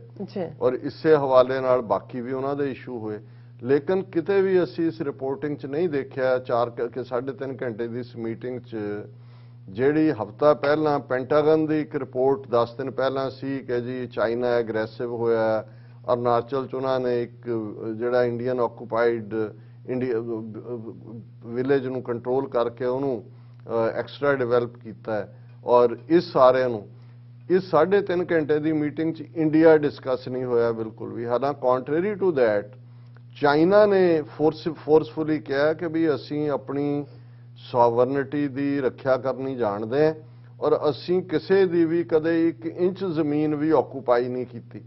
ਹੁਣ ਜੇ ਅਮਰੀਕਾ ਦੀ ਜਿਸ ਬੇਸ ਤੇ ਇੰਡੀਆ ਆ ਕੇ ਅਮਰੀਕਾ ਦੀ ਕੱਛ 'ਚ ਵੜਿਆ, ਜੇ ਕੰਸਿਸਟੈਂਟ ਪਾਲਿਸੀ ਹੁੰਦੀ ਤੇ ਜੇ ਆਪਣੀ ਜਿਹੜੀ ਪੈਂਟਾਗਨ ਦੀ ਜਾਂ ਉਹਨਾਂ ਦੇ ਅਦਰਵਾਈਜ਼ ਕਾਂਗਰਸ ਰਿਸਰਚ ਇੰਸਟੀਚਿਊਟ ਦੇ ਜਿਹੜੇ ਰਿਪੋਰਟਾਂ ਨੇ ਉਹਨਾਂ ਦੇ ਬੇਸ ਤਾਂ ਬਾਈਡਨ ਕਹਿੰਦਾ ਕਿ ਜੀ ਤੁਸੀਂ ਤਾਂ ਜਿਹੜਾ ਉਹ ਡੈਪਸੋਂਗ ਹੋਏ, ਪੈਂਗੋਂਗ ਸੋ ਲੇਕ ਹੋਏ, ਉਸ ਇਹ ਸਾਰੇ ਏਰੀਆ ਦੇ ਵਿੱਚ ਤੋਂ ਡੋਕਲਾਮ ਹੋਏ, ਤੁਸੀਂ ਆਕੂਪਾਈ ਕੀਤਾ ਉਹਨੂੰ। ਹੁਣ ਚੀਨ ਕਹਿ ਰਿਹਾ ਫੋਰਸਫੁਲੀ ਕਿ ਵੀ ਜੀ ਅਸੀਂ ਜਿਹੜਾ ਉਹ 1 ਇੰਚ ਕਿਸੇ ਦੇ ਨਹੀਂ, ਔਰ ਈਵਨ ਇੰਡੀਆ ਦਾ ਮੈਂਸ਼ਨ ਵੀ ਨਹੀਂ ਹੁੰਦਾ ਉਸ ਡਿਸਕਸ਼ਨ ਦੇ ਵਿੱਚ। ਇਹਦੇ ਤੋਂ ਇੰਡੀਆ ਅੰਦਾਜ਼ਾ ਲਾ ਲੇ ਕਿ ਅਮਰੀਕਾ ਕਿੰਨਾ ਕੁ ਇੰਪੋਰਟੈਂਟ ਸਮਝਦਾ ਇੰਡੀਆ ਨੂੰ, ਜਾਂ ਇੰਡੀਆ ਨੇ ਜਿਵੇਂ ਇਹਨਾਂ ਦੀ ਕੱਛ 'ਚ ਵੜੇ ਨੇ ਆ ਕੇ ਕਿ ਜੀ ਸਾਡੇ ਹਕੂਕ ਮਹਿਫੂਜ਼ ਹੋਣਗੇ, ਕਿੰਨੇ ਕੁ ਮਹਿਫੂਜ਼ ਹੋਣਗੇ। ਔਰ ਹੁਣ ਇਹ ਜਿਹੜੀ ਟਰੈਵਲ ਐਡਵਾਈਜ਼ਰੀ ਪਾਕਿਸਤਾਨ ਨੂੰ ਤਾਂ ਆਲਰੇਡੀ ਅਮਰੀਕਾ ਨੇ 9/11 ਤੋਂ ਬਾਅਦ ਔਰ ਖਾਸ ਤੌਰ ਤੇ 2011 ਤੋਂ ਬਾਅਦ ਜਦੋਂ ਕਿ ਉਸਾਮਾ ਮਾਰਿਆ ਜਾਂਦਾ ਪਾਕਿਸਤਾਨ ਦੇ ਵਿੱਚ, ਉਸ ਤੋਂ ਬਾਅਦ ਉਹ ਤਾਂ ਲਾਈਕ ਉਹ ਇੱਕ ਅਨਟੱਚੇਬਲ ਟ੍ਰੀਟ ਕਰਦੇ ਨੇ, ਨੈਗੇਟਿਵਿਟੀ, ਦੂਜੇ ਤੀਜੇ ਉਹਨਾਂ ਦੀ ਜਿਹੜੀ ਹੈ ਡਿਵੈਲਪਮੈਂਟਲ ਏਡ, ਦੂਜੇ ਕਈਆਂ ਤੇ ਬਲੌਕੇਡ ਲਾਇਆ ਔਰ ਅਜੇ ਵੀ ਉਹ ਤਲਵਾਰ ਲਟਕਾਈ ਹੋਈ ਹੈ ਉਹਦੀ ਫਾਈਨੈਂਸ਼ੀਅਲ ਟਾਸਕ ਫੋਰਸ ਕਮੇਟੀ ਦੀ, ਜਿਹੜੀ IMF ਦੀ ਕਮੇਟੀ ਹੈ ਕਿ ਭਾਈ ਉਹ $2 ਬਿਲੀਅਨ ਦੇਣਾ, ਉਹਨਾਂ ਦੇ ਨੱਕ ਰਗੜਾਉਣ ਤੱਕ ਜਾ ਰਹੇ ਨੇ। ਸੋ ਪਾਕਿਸਤਾਨ ਬਾਰੇ ਅਮਰੀਕਾ ਦੀ US ਸਰਫ ਰਿਪੋਰਟ ਨੇ ਕੀ ਕਿਹਾ, ਉਹਨਾਂ ਦੇ ਸਟੇਟ ਡਿਪਾਰਟਮੈਂਟ ਨੇ ਕੀ ਕਿਹਾ, ਉਹਨਾਂ ਦੇ ਸੈਨੇਟਰਸ ਨੇ ਕੀ, ਉਹ ਮਾਨੇ ਨਹੀਂ ਰੱਖਦਾ, ਉਹ ਤਾਂ ਨਜ਼ਰ ਹੀ ਆ ਰਿਹਾ ਵੀ। ਲੇਕਿਨ ਜਿਹੜੇ ਭਾਰਤ ਨੂੰ ਇਹ ਲੱਗਦਾ ਹੈ ਕਿ ਜੀ ਅਸੀਂ ਸਾਹਿਬ ਦੇ ਨਾਲ ਹੱਥ ਮਿਲਾ ਕੇ ਖਾਸ ਹੋ ਗਏ ਹਾਂ। ਹੁਣ ਜਿਹੜੀ ਟਰੈਵਲ ਐਡਵਾਈਜ਼ਰੀ ਹੁੰਦੀ ਹੈ ਇਹ ਆਪਣੇ ਸ਼ਹਿਰੀਆਂ ਲਈ ਹੁੰਦੀ ਹੈ ਕਿ ਵੀ ਜਦੋਂ ਤੁਸੀਂ ਉਹ ਦੁਨੀਆ ਭਰ ਦੇ ਦੇਸ਼ਾਂ ਦੇ ਮੁਲਕਾਂ ਦੇ ਹਵਾਲੇ ਨਾਲ ਇਸ਼ੂ ਹੁੰਦੀ ਹੈ, ਕਿਉਂਕਿ ਉਹ ਉਹਨਾਂ ਦੀ ਇਨਰ ਅਸੈਸਮੈਂਟ ਹੁੰਦੀ ਹੈ ਆਪਣੀਆਂ ਰਿਪੋਰਟਾਂ ਤੇ ਆਧਾਰਿਤ ਕਿ ਉੱਥੇ ਕਿੰਨੀ ਕੁ ਸੇਫਟੀ ਹੈ, ਕਿਹੜੇ ਉਹਦੇ 'ਚ ਚੈਲੰਜਸ ਹੋ ਸਕਦੇ ਨੇ। ਕਿਉਂਕਿ ਅਮਰੀਕਾ ਇਸ ਗੱਲ ਨੂੰ ਯਕੀਨੀ ਬਣਾਉਣਾ ਚਾਹੁੰਦਾ ਹੈ ਕਿ ਜਿੱਥੇ ਵੀ ਅਮਰੀਕਨ ਸਿਟੀਜ਼ਨ ਗਿਆ, ਜੇ ਉਸ ਨੂੰ ਕੋਈ ਪ੍ਰੋਬਲਮ ਹੁੰਦੀ ਹੈ ਉਹ ਉਹਨੂੰ ਰੈਸਕਿਊ ਕਰ ਸਕੇ ਸੇਫਲੀ। ਜੇ ਉਸ ਦੇ ਉੱਤੇ ਕੋਈ ਧੱਕਾ ਹੁੰਦਾ ਤੇ ਅਮਰੀਕਨ ਪਾਸਪੋਰਟ ਦੀ ਇੱਕ ਅਹਿਮੀਅਤ ਹੈ। ਅਮਰੀਕਨ ਸਿਟੀਜ਼ਨ ਹੋਣ ਦਾ ਮਤਲਬ ਹੈ ਅਮਰੀਕਾ ਇਸ ਮੁੱਦੇ ਦੇ ਉੱਤੇ ਜੰਗ ਤੱਕ ਜਾ ਸਕਦਾ ਹੈ ਜੇ ਉਹਦੇ ਸਿਟੀਜ਼ਨਸ ਦੇ ਨਾਲ ਕੋਈ ਧੱਕਾ ਹੁੰਦਾ। ਲੇਕਿਨ ਉਹ ਇਹ ਵੀ ਇਸ ਗੱਲ ਨੂੰ ਵੀ ਯਕੀਨੀ ਬਣਾਉਂਦੇ ਨੇ ਕਿ ਵੀ ਉਹ ਐਨੂਅਲ ਆਪਣੀ ਐਡਵਾਈਜ਼ਰੀ ਟਾਈਮ ਟੂ ਟਾਈਮ ਕਿ ਜਦੋਂ ਜਿਨ੍ਹਾਂ ਨੇ ਟਰੈਵਲ ਕਰਨਾ ਉਸ ਖਿੱਤੇ ਦੇ ਵਿੱਚ ਉਹਨਾਂ ਨੂੰ ਵੀ ਦੱਸਦੇ ਨੇ ਕਿ ਭਾਈ ਉੱਥੇ ਆਹ ਕੰਮ ਤੁਸੀਂ ਆਪਣੇ ਰਿਸਕ ਤੇ ਕਰੋਗੇ। ਔਰ ਇਹਨਾਂ ਦੀ ਆਪਣੀ ਮੀਡੀਆ ਦੀ, ਇੰਡੀਅਨ ਮੀਡੀਆ ਦੀ ਖਬਰ ਹੈ, do not travel to India-Pakistan border, exercise caution due to crime and terrorism, US updates travel advisory to citizens। ਕਿ ਭਾਈ ਇਹ ਇੰਡੀਆ ਪਾਕਿਸਤਾਨ ਮਤ ਜਾਓ ਬਾਰਡਰ ਦੇ ਉੱਤੇ ਜੀ ਔਰ ਇਹਨਾਂ ਥਾਵਾਂ ਦੇ ਉੱਤੇ ਕ੍ਰਾਈਮ ਜਿਹੜਾ ਅਪਰਾਧ ਹੈ ਜ਼ੁਰਮ ਔਰ ਟੈਰਰਿਜ਼ਮ ਦਹਿਸ਼ਤਗਰਦੀ ਬਹੁਤ ਜ਼ਿਆਦਾ ਜੇ ਤਾਂ ਕੱਲੀ ਪਾਕਿਸਤਾਨ ਦੇ ਹਵਾਲੇ ਨਾਲ ਹੁੰਦਾ ਫਿਰ ਤਾਂ ਸਮਝ ਆ ਸਕਦਾ ਸੀ ਹੁਣ ਬਿਲਕੁਲ। ਇਹ ਖਬਰ ਹੈ US has issued a level 2 and a level 3 travel advisories for India and Pakistan ਦੋਨਾਂ ਦੇ ਲਈ respectively saying while American citizens are urged to reconsider travel to Pakistan due to terrorism and sectarian violence, those going to India must exercise increased caution due to crime and terrorism. ਚਲੋ ਪਾਕਿਸਤਾਨ ਦਾ ਤਾਂ ਛੱਡ ਹੀ ਦਿਓ ਉਹ ਤਾਂ ਪਹਿਲਾਂ ਹੀ ਉਹਨਾਂ ਨੇ ਕਿਹੜਾ ਇਹਨਾਂ ਨੇ ਫੁੱਲ ਪਾਏ ਹੋਏ ਨੇ ਉਹਨਾਂ ਨੂੰ ਪਰ ਉਹ ਇੰਡੀਆ ਬਾਰੇ ਵੀ ਉਹਨਾਂ ਦੀ ਹਦਾਇਤ ਹੈ ਕਿ ਉੱਥੇ ਜਾਣ ਤੋਂ ਪਹਿਲਾਂ ਖਬਰਦਾਰ ਹੋਵੋ ਉੱਥੇ ਬਹੁਤ ਜ਼ਿਆਦਾ ਜੁਰਮ ਹੈ ਔਰ ਦਹਿਸ਼ਤਗਰਦੀ ਹੈ ਜਿਹੜੇ 15 ਨਵੰਬਰ ਨੂੰ ਇੰਡੀਆ ਲਈ ਜਿਹੜੀ ਐਡਵਾਈਜ਼ਰੀ ਹੈ US state department urged US citizens not to travel to Jammu and Kashmir due to terrorism and civil unrest and within 10 kilometers of India-Pakistan border due to potential for armed conflict. ਹੁਣ ਇਹ ਬੜਾ ਖਤਰਨਾਕ ਹੈ ਕਿ ਵੀ 10 ਮੀਲ ਦੇ area 'ਚ ਦੋਨਾਂ ਸਾਈਡਾਂ ਦੇ ਬਾਰਡਰ ਤੇ ਮਤ ਜਾਓ ਕਿਉਂਕਿ ਉੱਥੇ ਕਿਸੇ ਵੇਲੇ ਵੀ ਜਿਹੜਾ ਹਥਿਆਰਬੰਦ ਟਕਰਾਅ ਹੋ ਸਕਦਾ ਹੈ ਇਹਦਾ ਮਤਲਬ ਵੀ ਬੇਸ਼ੱਕ ਕਹਿਣ ਨੂੰ ਜਿਹੜਾ ਦੋਨੋਂ ਪਾਸੇ LOC ਦੇ ਉੱਤੇ ਸੀਜ਼ ਫਾਇਰ ਹੈ ਪਰ ਅਮਰੀਕਾ ਦੀ ਵਾਰਨਿੰਗ ਹੈ ਕਿ 10 ਮੀਲ ਦੇ ਏਰੀਆ ਦੇ ਵਿੱਚ ਫਿਰ ਉਹਨਾਂ ਨੇ ਇੰਡੀਆ ਦਾ ਜਿਹੜੀ ਪਿਕਚਰ ਦਿੱਤੀ ਹੈ ਉਹ ਤੋਂ ਅੰਦਾਜ਼ਾ ਲਾਓ ਵੀ ਇੰਡੀਆ ਨੂੰ ਇਹ ਕਿਵੇਂ ਐਵੈਲੂਏਟ ਕਰਦੇ ਨੇ Indian authorities report rape is one of the fastest growing crimes in India. Violent crimes such as sexual assault has occurred at tourist sites and in other locations.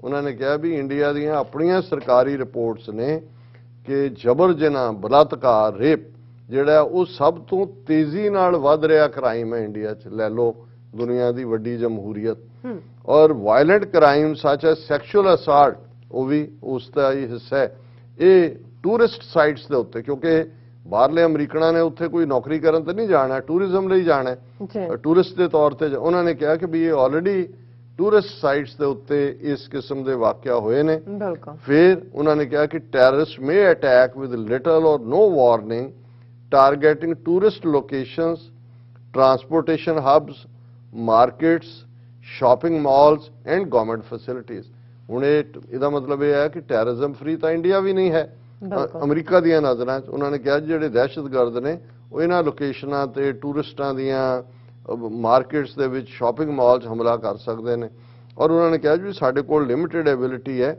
the US government has limited ability to provide emergency services to US citizens in rural areas from eastern Maharashtra and northern Telangana through West Bengal as US government employees must obtain special authorization to travel to these areas.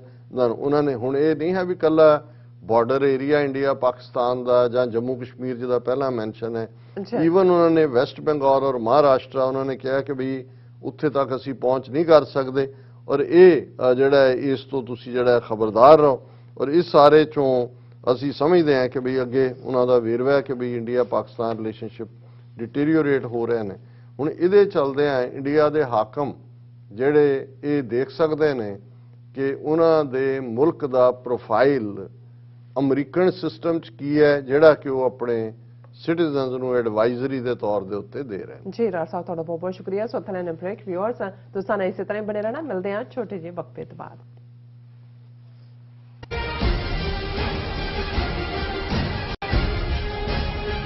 ਕੀ ਤੁਸੀਂ ਰੋਜ਼ਾਨਾ ਕੰਮ ਤੇ ਆਪਣਾ ਵਧੇਰੇ ਸਮਾਂ ਬਿਤਾਉਣ ਤੋਂ ਪਰੇਸ਼ਾਨ ਹੋ ਆਪਣੀ ਪੂੰਜੀ ਨੂੰ ਕੰਮ ਤੇ ਲਗਾਓ ਸਾਡੇ ਨਾਲ ਇਨਵੈਸਟ ਕਰੋ ਅਸੀਂ ਤੁਹਾਡੀ ਪੂੰਜੀ ਤੋਂ ਤੁਹਾਡੇ ਲਈ ਵਧੇਰੇ ਪੈਸੇ ਬਣਾ ਸਕਦੇ ਹਾਂ ਅਸੀਂ ਪ੍ਰਾਈਵੇਟ ਇਕੁਇਟੀ ਇਨਵੈਸਟਮੈਂਟ ਫਰਮ ਹਾਂ ਤੇ ਕਮਰਸ਼ੀਅਲ ਰੀਅਲ ਏਸਟੇਟ ਵਿੱਚ ਮਾਹਿਰ ਹਾਂ property management leasing asset management commercial real estate investment ਵਿੱਚ ਸਾਰੀਆਂ ਸੇਵਾਵਾਂ ਲਈ ਅਮਰੀਕਾ ਭਰ ਵਿੱਚੋਂ ਤੁਸੀਂ ਸਾਡੇ ਤੱਕ ਪਹੁੰਚ ਕਰ ਸਕਦੇ ਹੋ ਆਜ਼ਾਦ ਕਮਰਸ਼ੀਅਲ ਰੀਅਲਟੀ ਸਰਵਿਸਿਜ਼ ਤੇ Azad family trust 701 north post oak road suite number 204 Houston Texas ਤੁਸੀਂ ਸਾਨੂੰ ਸਾਡੇ ਫੋਨ ਨੰਬਰ 713686 1277 ਤੇ ਵੀ ਸੰਪਰਕ ਕਰ ਸਕਦੇ ਹੋ। Azad commercial realty signature truck service route 81 ਉੱਤੇ ਐਗਜ਼ਿਟ 235 ਤੇ ਟਰੱਕਰ ਵੀਰਾਂ ਲਈ 24 ਘੰਟੇ ਰੋਡ ਸਰਵਿਸ ਦੀ ਸੁਵਿਧਾ ਮੌਜੂਦ।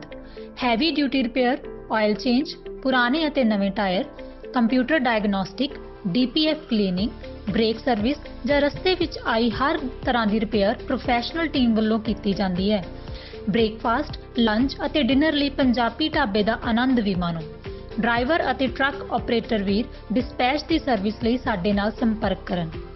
Signature truck service 58 triangle drive, Weyers Cave, Virginia 24486।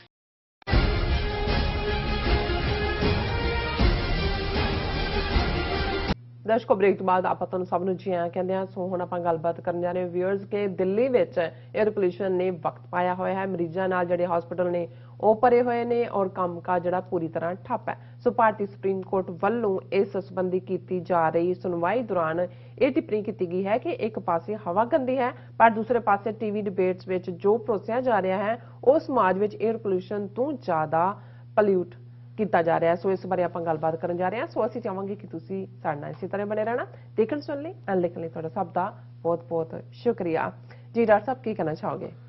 ਦੇਖੋ, ਅਸੀਂ ਦਿੱਲੀ ਦੇ ਹਵਾਲੇ ਨਾਲ ਗੱਲ ਕੀਤੀ ਸੀ ਕਿ ਇਸ ਵੇਲੇ ਦਿੱਲੀ ਦੀ ਹਵਾ ਦੇ ਵਿੱਚ ਇਸ ਹੱਦ ਤੱਕ ਕਾਰਬਨ ਕੰਟੈਂਟ ਹੈ ਜਿਹਦੇ ਲਈ ਲਫ਼ਜ਼ ਹਿੰਦੀ ਜਾਂ ਪੰਜਾਬੀ ਵਾਲਿਆਂ ਨੇ ਪੋਲਿਊਸ਼ਨ ਦਾ ਪ੍ਰਦੂਸ਼ਣ ਲੱਭਿਆ ਹੋਇਆ। ਪਰ ਮੈਨੂੰ ਲੱਗਦਾ ਹੈ ਕਿ ਵੀ ਪ੍ਰਦੂਸ਼ਣ ਕਹਿਣਾ ਇੰਨਾ ਔਖਾ ਹੈ ਜਿਹਦੇ ਨਾਲੋਂ ਪੋਲਿਊਸ਼ਨ ਕਹਿਣਾ ਸੌਖਾ ਹੈ। ਲੇਕਿਨ ਇਹ 8-10 ਦਿਨਾਂ ਤੋਂ ਇੱਕਦਮ ਦੀਵਾਲੀ ਤੋਂ ਬਾਅਦ, ਕਿਉਂਕਿ ਇਹਨਾਂ ਨੇ ਉਹਦੇ ਥੱਲੇ बेशक उन्होंने कहा जी ग्रीन दिवाली होएगी, फलाना होएगा, लेकिन ये तो सारा साल जिस किस्म का उत्थे सिस्टम है, हुकूमत और लोग जिन्ने जिम्मेवार ने सानू पता ही है। पर अज हालात ये ने कि दफ्तर बंद ने, घरों काम करन दियां हदायतां, स्कूल कॉलेज बंद ने, अस्पताल भरे हुए ने और हुकूमत मुकम्मल तौर दे उत्ते फेल हुई।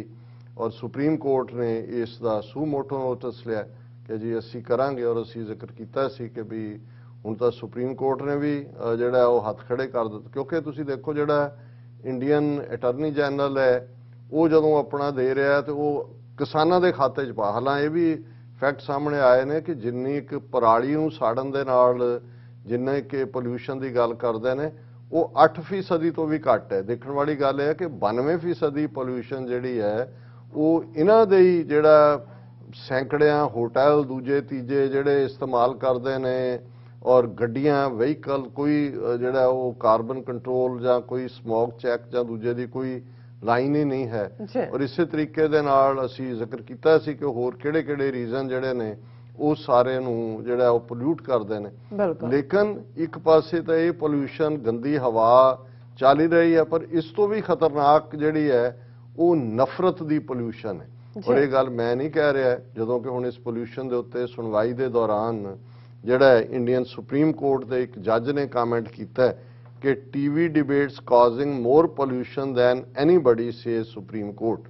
ਔਰ ਉਹਦੇ 'ਚ ਜਿਹੜਾ ਸਵੇਰ ਤੋਂ ਸ਼ਾਮ ਤੱਕ ਜਿਹਨਾਂ ਬਾਰੇ ਮੈਂ ਅਕਸਰ ਇਹ ਕਹਿੰਦਾ ਕਿ ਵੀ 3-3 ਫੁੱਟ ਦੀਆਂ ਐਂਕਰਾਂ 6-6 ਫੁੱਟ ਉਛਲ ਰਹੀਆਂ ਹੁੰਦੀਆਂ, ਉਹ ਨਫ਼ਰਤ ਇਸ ਤੋਂ ਇਲਾਵਾ ਕੁਝ ਨਹੀਂ ਹੈ।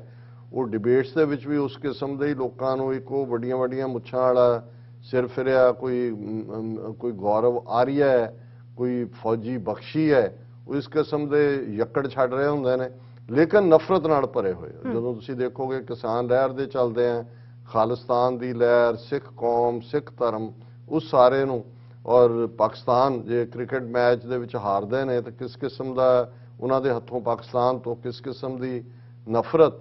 ਔਰ ਹੁਣ ਬਰਾਬਰ ਜਿਹੜਾ ਉਹਨਾਂ ਨੇ ਇੱਕ ਉਹਨਾਂ ਦੇ ਹੱਥ ਆਇਆ ਇੱਕ ਵੀਰਦਾਸ, ਇਹ ਸਟੈਂਡ ਅਪ ਕਮੇਡੀਅਨ ਹੈ, ਬਹੁਤ ਇੰਟਰਨੈਸ਼ਨਲ ਲੈਵਲ ਦਾ, ਇੱਥੋਂ ਹੀ ਇਲੀਨੋਇਸ 'ਚੋਂ ਵੀ ਪੜ੍ਹਿਆ, ਹਾਰਵਰਡ 'ਚ ਵੀ ਉਹਨੇ 1 ਸਾਲ ਲਾਇਆ ਔਰ ਅੱਜ ਕੱਲ੍ਹ ਉਹ ਅਮਰੀਕਾ ਔਰ ਕੈਨੇਡਾ ਦੇ ਟ੍ਰਿਪ ਦੇ ਉੱਤੇ ਹੈ।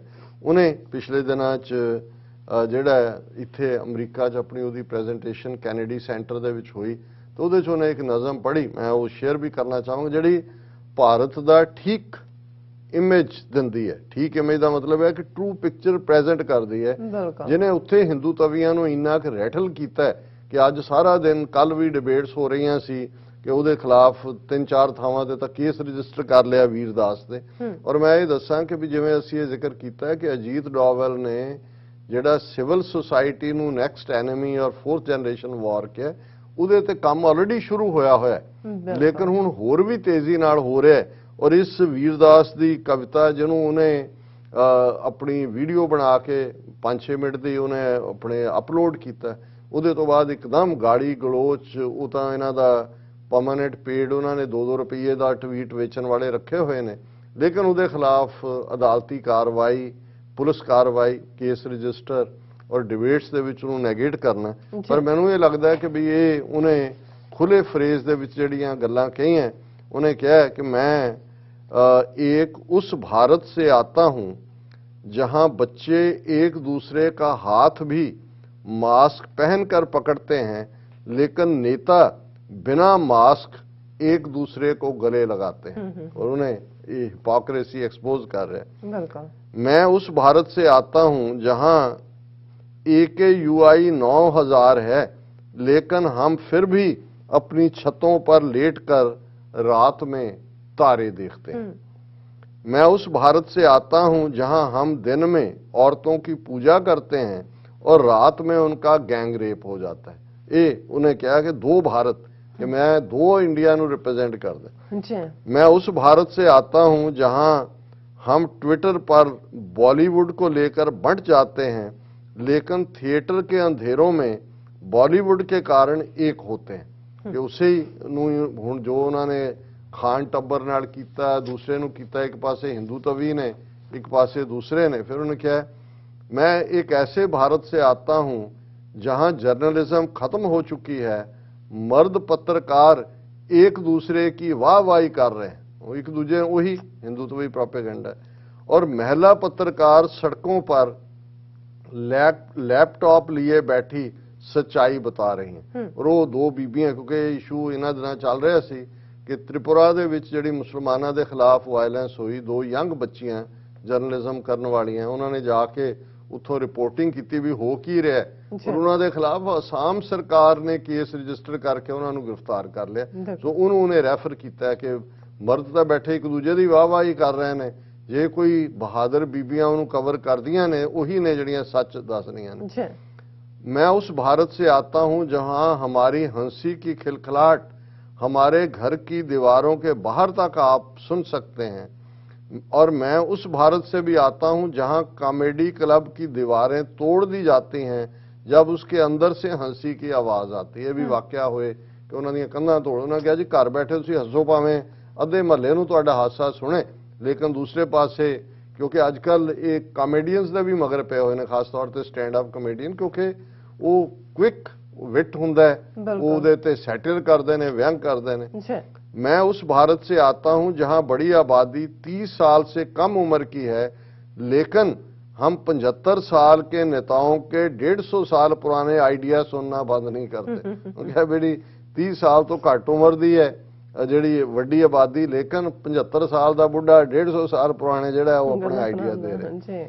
मैं ऐसे भारत से आता हूं जहां हमें PM से जुड़ी हर सूचना दी जाती है, लेकिन हम PM केयर्स फंड की हमें कोई सूचना नहीं। वो इन्हें प्राइवेट फंड बनाया है, अदरवाइज हर चीज़ अकाउंटेंट जनरल के परव्यू च है, पर मोदी ने अपना प्राइवेट फंड अरबां रुपए ਉਹਦੇ ਚ ਪਏ ਹੋਏ ਨੇ। उन्होंने कहा जी ਉਹਦੀ कोई जानकारी नहीं है। मैं ऐसे भारत से आता हूं जहां औरतें साड़ी और स्नीकर पहनती हैं, और उसके बाद भी उन्हें एक बुजुर्ग से सलाह लेनी पड़ती है जिसने जीवन भर साड़ी नहीं पहनी। कि भाई ये डोमिनेट जिन्हों पैट्रीआर्कल सोसाइटी है कि भी एक पासे ये है और किवें उन्हां दे उत्ते कंट्रोल है। मैं उस भारत से आता हूं जहां हम शाकाहारी होने में गर्व महसूस करते हैं, लेकिन उन्हीं किसानों को कुचल देते हैं जो ये सब्जियां उगाते हैं। भी असी शाकाहारी बने हुए हैं जी, असी वेजिटेरियन है, पर तुसी उन्हां नूं गड्डियां थल्ले कुचल रहे हो ਜਿਹੜੇ ਉਹ ਤੁਹਾਨੂੰ सब्जियां पैदा करके देंगे हैं। मैं उस भारत से आता हूं जहां सैनिकों को हम पूरा समर्थन देते हैं तब तक जब तक उनकी पेंशन पर बात ना की जाए। कि ਜਿਉਂਦਿਆਂ ਤੁਸੀਂ ਉਹਨਾਂ ਨੂੰ ਜਦੋਂ ਪੈਨਸ਼ਨ ਮੰਗਦੇ ਨੇ ਫਿਰ ਉਹ ਵੀ ਟ੍ਰੇਟਰ ਉਹਨਾਂ ਨੂੰ ਬਣਾ ਦਿੰਦੇ ਹੋ। मैं उस भारत से आता हूं जो चुप नहीं बैठेगा, मैं उस भारत से आता हूं जो बोलेगा भी नहीं, मैं उस भारत से आता हूं जो मुझे हमें बुराइयों पर बात करने के लिए नहीं कोसेगा, जो लोग अपनी कमियों पर खुलकर बात करते हैं, जो ये देखेगा और कहेगा कॉमेडी नहीं है, जोक कहाँ है। मैं उस भारत से भी आता हूं जो ये देखेगा, जानेगा कि ये जोक ही है, बस मजाकिया नहीं है। हुण एक जिहड़ा शायर हुंदा है वो भी इमेजेस यूज करदा है जी अपनी गल कहण दे लई। बिल्कुल ਕਾਮੇਡੀਅਨਸ ਔਰ ਇਹ ਸਾਰੇ ਸਟੈਂਡ ਅਪ ਕਾਮੇਡੀਅਨ ਇਹ ਇੰਟਰਨੈਸ਼ਨਲ ਫੇਮ ਦਾ ਬੰਦਾ ਹੈ। ਹੁਣ ਇਹ ਕਹਿਣ ਦੇ ਉੱਤੇ ਔਰ ਉਹਦੇ ਚ ਕੁਝ ਵੀ ਮੈਂ ਤਾਂ ਇਹਨੂੰ ਬਾਰ-ਬਾਰ ਪੜਿਆ ਕਿ ਵੀ ਇਹਦੇ ਚ ਐਸੀ ਕਿਹੜੀ ਗੱਲ ਹੈ ਜਿਹੜੀ ਉੱਥੇ ਨਹੀਂ ਵਾਪਰ ਰਹੀ, ਪਰ ਉਹ ਇਹ ਕਹਿ ਰਹੇ ਨੇ ਜੀ ਇਹ ਭਾਰਤ ਦਾ ਇਮੇਜ ਬਾਹਰ ਜਾ ਕੇ ਖਰਾਬ ਕਰ ਰਿਹਾ ਹੈ। ਉੱਥੇ ਤੁਸੀਂ ਵੈਸੇ ਨਹੀਂ ਬੋਲਣ ਦਿੰਦੇ ਕਿ ਵੀ ਤੁਸੀਂ ਸੈਡੀਸ਼ਨ ਦੇਸ਼ ਧਰੋਹ ਲਾਉਂਦੇ ਹੋ, ਜੇ ਬਾਹਰ ਆ ਕੇ ਕੋਈ ਗੱਲ ਕਰਦਾ तो उन्होंने टारगेट किया हुआ है। ठीक क्या है सुप्रीम कोर्ट ने कि भाई ये जड़ा है पोल्यूशन हवा वाली नालों भी ज़्यादा खतरनाक वो है जिहड़ी ये टीवी दे विच डिबेट्स हो रही हैं और जो कुछ उत्थे माहौल सिरजिया होया है। सो ये कहना होए कि हवा भी गंदी, पानी भी गंदा है और जिन्हां दे कोल हुकूमत है उन्हां दे जहन इन्ने गंदे ने कि उन्होंने उस गंदगी दे विच ਸਾਰਿਆਂ ਨੂੰ ਹੀ ਲਬੇੜਨ ਦਾ ਫੈਸਲਾ ਕੀਤਾ 1 ਬਿਲੀਅਨ 400 ਮਿਲੀਅਨ ਜੀ। ਡਾਕਟਰ ਸਾਹਿਬ ਤੁਹਾਡਾ ਬਹੁਤ ਬਹੁਤ ਧੰਨਵਾਦ। ਸੋ ਇੱਥੇ ਲੈਣੇ ਬ੍ਰੇਕ। ਵਿਊਅਰਸ ਤੁਸੀਂ ਕਿਤੇ ਨਹੀਂ ਜਾਣਾ, ਮਿਲਦੇ ਹਾਂ ਆਫਟਰ ਦਿਸ ਸ਼ਾਰਟ ਬ੍ਰੇਕ।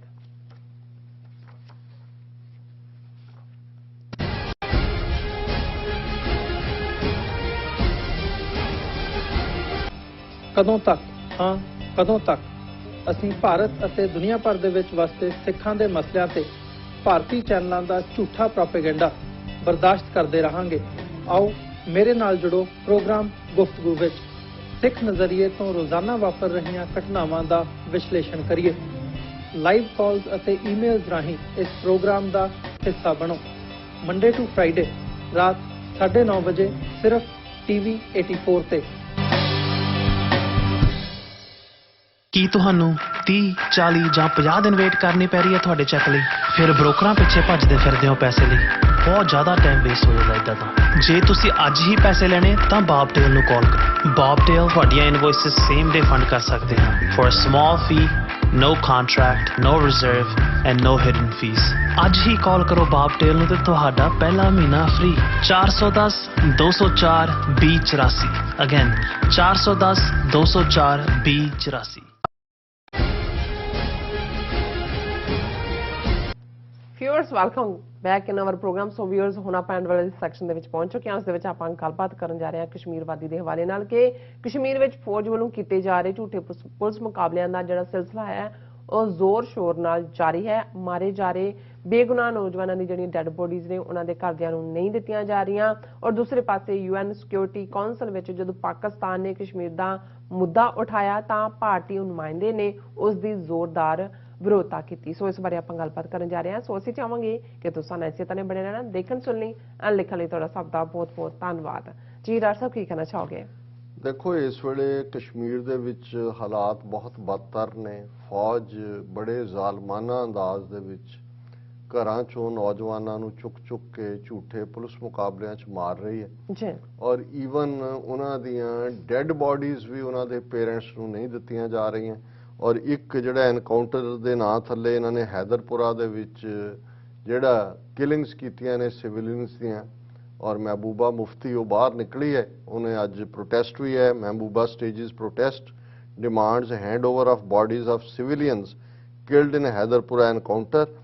ਔਰ ਉਹਦੇ 4 ਬੰਦੇ ਮਾਰੇ ਜਿਨ੍ਹਾਂ 'ਚ 2 ਸਿਵਿਲੀਅਨ ਨੇ। ਔਰ ਇਹਨੂੰ ਐਂਟੀ ਟੈਰਰ ਆਪਰੇਸ਼ਨ ਦਾ ਉਹਨਾਂ ਨੇ ਨਾਂ ਦਿੱਤਾ ਹੋਇਆ ਹੈ। ਲੇਕਿਨ ਇਹ ਜਿਹੜੇ ਨੇ ਜੋ ਪੁਲਿਸ ਦੀਆਂ ਦੀ ਸਟੋਰੀ ਆ ਰਹੀ ਹੈ ਐਗਜ਼ੈਕਟਲੀ ਜੋ ਪੰਜਾਬ ਦੇ ਵਿੱਚ ਹੁੰਦਾ ਸੀ 1980 90 ਦੇ ਵਿੱਚ ਘਰੋਂ ਚੁੱਕ ਕੇ ਮਾਰ ਦੇਣਾ, ਫਿਰ ਖਬਰ ਲਾ ਦੇਣੀ कि खूंखार आतंकवादी फलां जगह पे पुलिस मुकाबले में मारे गए। सो नाल दी नाल ये भी है कि भाई उन्होंने किसी ਨੂੰ TRF ਦਾ ਕਮਾਂਡਰ ਬਣਾ ਦਿੰਦੇ ਨੇ, ਕਿਸੇ ਨੂੰ ਕੋਈ ਹੋਰ ਬਣਾ ਦਿੰਦੇ ਨੇ। ਸੋ ਇਹਨਾਂ ਹਾਲਾਤਾਂ ਦੇ ਚਲਦਿਆਂ ਯੂਨਾਈਟਿਡ ਨੇਸ਼ਨ ਸਿਕਿਉਰਿਟੀ ਕਾਉਂਸਲ ਦਾ ਸਪੈਸ਼ਲ ਸੈਸ਼ਨ ਅਦਰਵਾਈਜ਼ ਚੱਲ ਰਿਹਾ ਸੀ, ਕੋਈ ਨਾ ਕਿਸੇ ਇਸ਼ੂ ਤੇ ਚੱਲ ਰਿਹਾ ਹੁੰਦਾ ਹੈ। ਤੇ ਪਾਕਿਸਤਾਨ ਦੇ ਜਿਹੜੇ UN ਦੇ ਵਿੱਚ ਐਂਬੈਸਡਰ ਨੇ ਮੁਨੀਰ ਅਕਰਮ, ਉਹਨਾਂ ਨੇ ਇਸ ਦੇ ਉੱਤੇ ਕਸ਼ਮੀਰ ਦਾ ਮੁੱਦਾ ਚੁੱਕਿਆ ਔਰ ਉਹਨਾਂ ਨੇ ਇਹ ਕਿਹਾ ਕਿ ਭਾਈ ਉੱਥੇ ਬਹੁਤ ਜ਼ਿਆਦਤੀਆਂ ਹੋ ਰਹੀਆਂ ਨੇ। ਔਰ ਯੂਨਾਈਟਿਡ ਨੇਸ਼ਨਸ ਦੇ ਰੈਜ਼ੋਲੂਸ਼ਨ ਜਿਹੜੇ ਨੇ ਸਿਕਿਉਰਿਟੀ ਕੌਂਸਲ ਦੇ ਨੇ ਕਸ਼ਮੀਰ 'ਚ ਪਲੇਬਸਾਈਟ ਦੇ ਵੀ ਉਹਨਾਂ ਨੂੰ ਕਸ਼ਮੀਰੀਆਂ ਨੂੰ ਭਾਰਤੀ ਫੌਜ ਦੇ ਰਹਿਮੋ ਕਰਮ ਤੇ ਨਾ ਰਹਿਣ ਦਿਓ, ਉਹਨਾਂ ਨੂੰ ਮਾਰ ਰਹੇ ਨੇ ਬਹੁਤ ਬੁਰੀ ਤਰ੍ਹਾਂ, ਉਹਨਾਂ ਦੇ ਸਾਰੇ ਹਕੂਕ ਖੋਏ ਹੋਏ ਨੇ। ਔਰ ਇਸ ਜਿਉਂ ਹੀ ਉਹਨਾਂ ਨੇ ਮੈਂਸ਼ਨ ਕੀਤਾ, ਇਹਨਾਂ ਨੇ ਹੁਣ ਉੱਥੇ ਆਪਣਾ ਜਿਹੜਾ ਭਾਰਤ ਨੇ ਆਪਣਾ ਇੱਕ ਰਿਪਰੈਜ਼ੈਂਟੇਟਿਵ ਰੱਖਿਆ ਉਹ ਕਾਜਲ ਭੱਟ, ਔਰ ਇਹ ਕਹਿ ਕੇ ਕਿ ਜੀ ਭੱਟ ਖੁਦ ਵੀ ਕਸ਼ਮੀਰੀ ਹੈ, ਔਰ ਫਿਰ ਉਹਨੇ ਅੱਗੋਂ ਕਾਊਂਟਰ ਕੀਤਾ ਔਰ ਇਹ ਇਹਨਾਂ ਦੀ ਖਬਰ ਹੈ India Pakistan slam each other at UN security council, ਔਰ ਉਹਦੇ 'ਚ ਹੈ ਕਿ ਇਸਲਾਮਾਬਾਦ ਐਨਵॉय ਰੇਕਸ ਅਪ ਕਸ਼ਮੀਰ। ਔਰ ਇਹ ਜਿਹੜਾ ਉਹਨਾਂ ਨੇ ਮੁਨੀਰ ਅਕਰਮ ਨੇ ਇਸ ਇਸ਼ੂ ਨੂੰ ਚੁੱਕਿਆ ਔਰ ਇਹਨਾਂ ਨੇ ਇਹ ਕਿਹਾ ਕਿ ਵੀ ਪਹਿਲਾਂ ਹਾਲਾਂਕਿ ਇੰਡੀਆ ਆਪਣੀ ਪ੍ਰੈਜੈਂਟੇਸ਼ਨ ਦੇ ਚੁੱਕਾ ਸੀ ਜਿਸ ਇਸ਼ੂ ਤੇ ਵੀ ਡਿਸਕਸ਼ਨ ਸੀ, ਇਹਨਾਂ ਨੇ ਕਿਹਾ ਕਿ ਜੀ ਆਈ ਐਮ ਇੰਡੀਅਨ ਭੱਟ ਕਹਿ ਰਿਹਾ I am constrained to take the floor once again to respond to some frivolous remarks made by representative Pakistan earlier today। और उन्हें कहा जी पाकिस्तान ये मिसयूज कर रहा है UN ਦੇ ਪਲੇਟਫਾਰਮ ਨੂੰ ਪ੍ਰੋਪੇਗੇਟ ਕਰਨ ਲਈ ਝੂਠਾ ਪ੍ਰੋਪੇਗੈਂਡਾ ਮੇਰੇ ਮੁਲਕ ਦੇ ਖਿਲਾਫ। ਔਰ ਇਹ ਅਸੀਂ ਜਿਹੜਾ ਇਹ ਦੱਸਣਾ ਚਾਹੁੰਦੇ ਹਾਂ ਕਿ ਪਾਕਿਸਤਾਨ ਇੱਕ ਟੈਰਰਿਸਟ ਸਟੇਟ ਹੈ, ਇਹਨਾਂ ਨੇ ਕਸ਼ਮੀਰ ਆਕੂਪਾਈ ਕੀਤਾ ਹੋਇਆ, ਉਹ ਵੀ ਸਾਡੇ ਹਵਾਲੇ ਕਰੋ। ਔਰ ਇਹ ਪੀਸ ਔਰ ਸਿਕਿਉਰਿਟੀ ਤੇ ਜੋ ਵੀ ਉਹ ਬਕਵਾਸਬਾਜ਼ੀ ਇਹਨਾਂ ਦੀ ਹੁੰਦੀ ਹੈ ਉਹ ਕਰ ਸਕਦੇ ਸੀ। ਸੋ ਅਸੀਂ ਗੱਲ ਲਈ ਤਾਂ ਐਪਰੀਸ਼ੀਏਟ ਕਰਦੇ ਹਾਂ। ਮੈਂ ਅੱਗੇ ਵੀ ਕਿਹਾ ਸੀ ਕਿ ਪਹਿਲੀ ਵਾਰ ਹੈ ਇਹਨਾਂ ਮਹੀਨਿਆਂ ਦੇ ਵਿੱਚ ਕਿ ਪਾਕਿਸਤਾਨ ਨੇ ਐਗਰੈਸਿਵ ਡਿਪਲੋਮੇਸੀ ਦਾ ਰਸਤਾ ਚੁਣਿਆ। ਜਿਹੜਾ ਵੀ ਮੌਕਾ ਉਹਨਾਂ ਨੂੰ ਕਿਸੇ ਵੀ ਪਲੇਟਫਾਰਮ ਤੋਂ ਮਿਲਦਾ, ਖਾਸ ਤੌਰ ਤੇ UN ਲੈਵਲ ਤੇ, ਉਹ ਫੋਰਸਫੁਲੀ ਆਵਾਜ਼ ਨੂੰ ਚੁੱਕਦੇ ਨੇ। ਪਰ ਇਸ ਵੇਲੇ ਕਸ਼ਮੀਰ ਦੇ ਵਿੱਚ ਸਾਨੂੰ ਇੱਕ ਦੋ ਵਿਊਅਰਸ ਨੇ ਲਿਖਿਆ ਵੀ ਹੈ ਕਿ ਤੁਸੀਂ ਕਸ਼ਮੀਰ 'ਚ ਜੋ ਚੱਲ ਰਿਹਾ ਉਸ ਬਾਰੇ ਵੀ ਦੱਸੋ। ਉੱਥੋਂ ਕੋਈ ਖਬਰਾਂ ਨਹੀਂ ਨਿਕਲ ਰਹੀਆਂ, ਉਹੀ ਖਬਰਾਂ ਨੇ ਕਿਉਂਕਿ ਉਹਨਾਂ ਦਾ ਆਪਣਾ ਜਿਹੜਾ ਲੋਕਲ ਮੀਡੀਆ ਸੀ ਅੱਗੇ ਕਸ਼ਮੀਰ ਟਾਈਮਸ ਜਾਂ ਦੂਸਰੇ, ਉਹ ਸਾਰੇ ਹੀ ਜਾਂ ਤਾਂ ਉਹਨਾਂ ਨੂੰ ਜਿਹੜਾ ਉਹਨਾਂ ਨੇ ਹਾਊਸ ਅਰੈਸਟ ਕੀਤਾ ਹੋਇਆ ਜਾਂ ਕਿਸੇ ਦੇ ਉੱਤੇ ਸੈਡੀਸ਼ਨ ਐਕਟ ਲਾਏ ਹੋਏ ਨੇ। ਉਹਨਾਂ ਦੇ ਅਖਬਾਰਾਂ ਦੇ ਦਫ਼ਤਰਾਂ 'ਚ ਇਹਨਾਂ ਦੇ ਫੌਜੀ ਬੈਠੇ ਨੇ, ਮੇਜਰ ਕਪਤਾਨ, ਉਹ ਹਰ ਖਬਰ ਪੜ੍ਹ ਕੇ ਉਹ ਛਾਪ ਸਕਦੇ ਨੇ। ਸੋ ਉਹਨਾਂ ਹਾਲਾਤਾਂ 'ਚ ਅਸੀਂ ਇਸ ਗੱਲ ਤੇ ਰਿਲਾਈ ਕਰਦੇ ਹਾਂ ਕਿ ਜੋ ਇਹਨਾਂ ਦੇ ਮੀਡੀਆ ਦੀ ਖਬਰ ਹੈ ਉਹਨੂੰ ਅਸੀਂ ਪੁੱਠੀ ਕਰਕੇ ਦੇਖ ਲੈਂਦੇ। ਔਰ ਇਹ ਹੁਣ ਇਹ ਸਾਹਮਣੇ ਤੋਂ ਮਹਿਬੂਬਾ ਮੁਫਤੀ ਨਿਕਲੀ ਹੈ ਕਿ ਵੀ ਇਹਨਾਂ ਨੇ ਕਿਵੇਂ ਫੇਕ ਐਨਕਾਊਂਟਰਸ ਦਾ ਸਿਲਸਿਲਾ ਜੋ ਪੰਜਾਬ 'ਚ, ਔਰ ਇਸੇ ਹੀ ਫੇਕ ਸਟੇਜ ਐਨਕਾਊਂਟਰਸ ਦੇ ਥੱਲੇ ਇਹਨਾਂ ਨੇ ਪੰਜਾਬ ਦੀ ਜਵਾਨੀ ਉਹ ਅਣਪਛਾਤੀਆਂ ਲਾਸ਼ਾਂ ਬਣਾ ਦਿੱਤੀ ਸੀ। ਔਰ ਹੁਣ ਵੀ ਕਿਉਂਕਿ ਅਲਟੀਮੇਟਲੀ ਅੱਗੇ ਤਾਂ ਇਹ ਹੁੰਦਾ ਸੀ ਕਿ ਜੇ ਮਾਰਿਆ ਤੇ ਇਹ ਤਾਂ ਤੁਹਾਡਾ ਬੇਸਿਕ ਰਾਈਟ ਹੈ ਪੇਰੈਂਟਸ ਦੇ ਹਵਾਲੇ ਡੈਡ ਬਾਡੀਜ਼ ਕਰਨੀਆਂ, ਪਰ ਹੁਣ ਕਸ਼ਮੀਰ 'ਚ ਉਹਨਾਂ ਨੇ ਇਹ ਕੰਮ ਸ਼ੁਰੂ ਕੀਤਾ ਹੈ ਕਿ ਉਹ ਸਿਵਿਲੀਅਨਸ ਵੀ ਜਿਹੜੇ ਮਰ ਰਹੇ ਨੇ ਉਹਨਾਂ ਦੀਆਂ ਡੈਡ ਬਾਡੀਜ਼ ਉਹਨਾਂ ਦੇ ਪਰਿਵਾਰਾਂ ਨੂੰ ਨਹੀਂ ਦਿੱਤੀਆਂ ਜਾ ਰਹੀਆਂ। ਸੋ ਇਹ ਇੱਕ ਕੰਡੈਮਨੇਬਲ ਐਕਟ ਹੈ। ਅਸੀਂ ਜਿਹੜਾ ਆਵਾਜ਼ ਵੀ ਚੁੱਕਦੇ ਵੀ ਰਵਾਂਗੇ। ਔਰ ਅਲਟੀਮੇਟਲੀ ਕਸ਼ਮੀਰ ਦਾ ਜਦੋਂ ਤੱਕ ਮੁਕੰਮਲ ਛੁਟਕਾਰਾ ਭਾਰਤੀ ਕਬਜ਼ੇ ਤੋਂ ਨਹੀਂ ਹੁੰਦਾ, ਜਿਵੇਂ ਖਾਲਿਸਤਾਨ ਦੀ ਅਸੀਂ ਗੱਲ ਕਰਦੇ ਹਾਂ ਕਿ ਸਾਡੇ ਹਰ ਮਸਲੇ ਦਾ ਹੱਲ ਦਰਿਆਏ ਜਮਨਾ ਤੋਂ ਵਾਘਾ ਤੱਕ ਇੰਡੀਪੈਂਡੈਂਟ ਸੋਵਰਨ ਨੇਸ਼ਨ ਖਾਲਿਸਤਾਨ ਦੀ ਆਜ਼ਾਦੀ ਨਾਲ ਜੁੜਿਆ ਹੋਇਆ ਹੈ। ਔਰ ਕਨਕਲੂਜਨ ਦੇ ਵਿੱਚ ਅਸੀਂ ਜਿਵੇਂ ਇਹ ਹੁਣ ਸਾਰੇ ਦਿਨ ਗੁਰੂ ਨਾਨਕ ਸਾਹਿਬ ਦੇ 552ਵੇਂ ਪ੍ਰਕਾਸ਼ ਪੁਰਬ ਦੀ ਫ੍ਰੈਗਰੈਂਸ ਦੇ ਨਾਲ ਭਰੇ ਹੋਏ ਨੇ।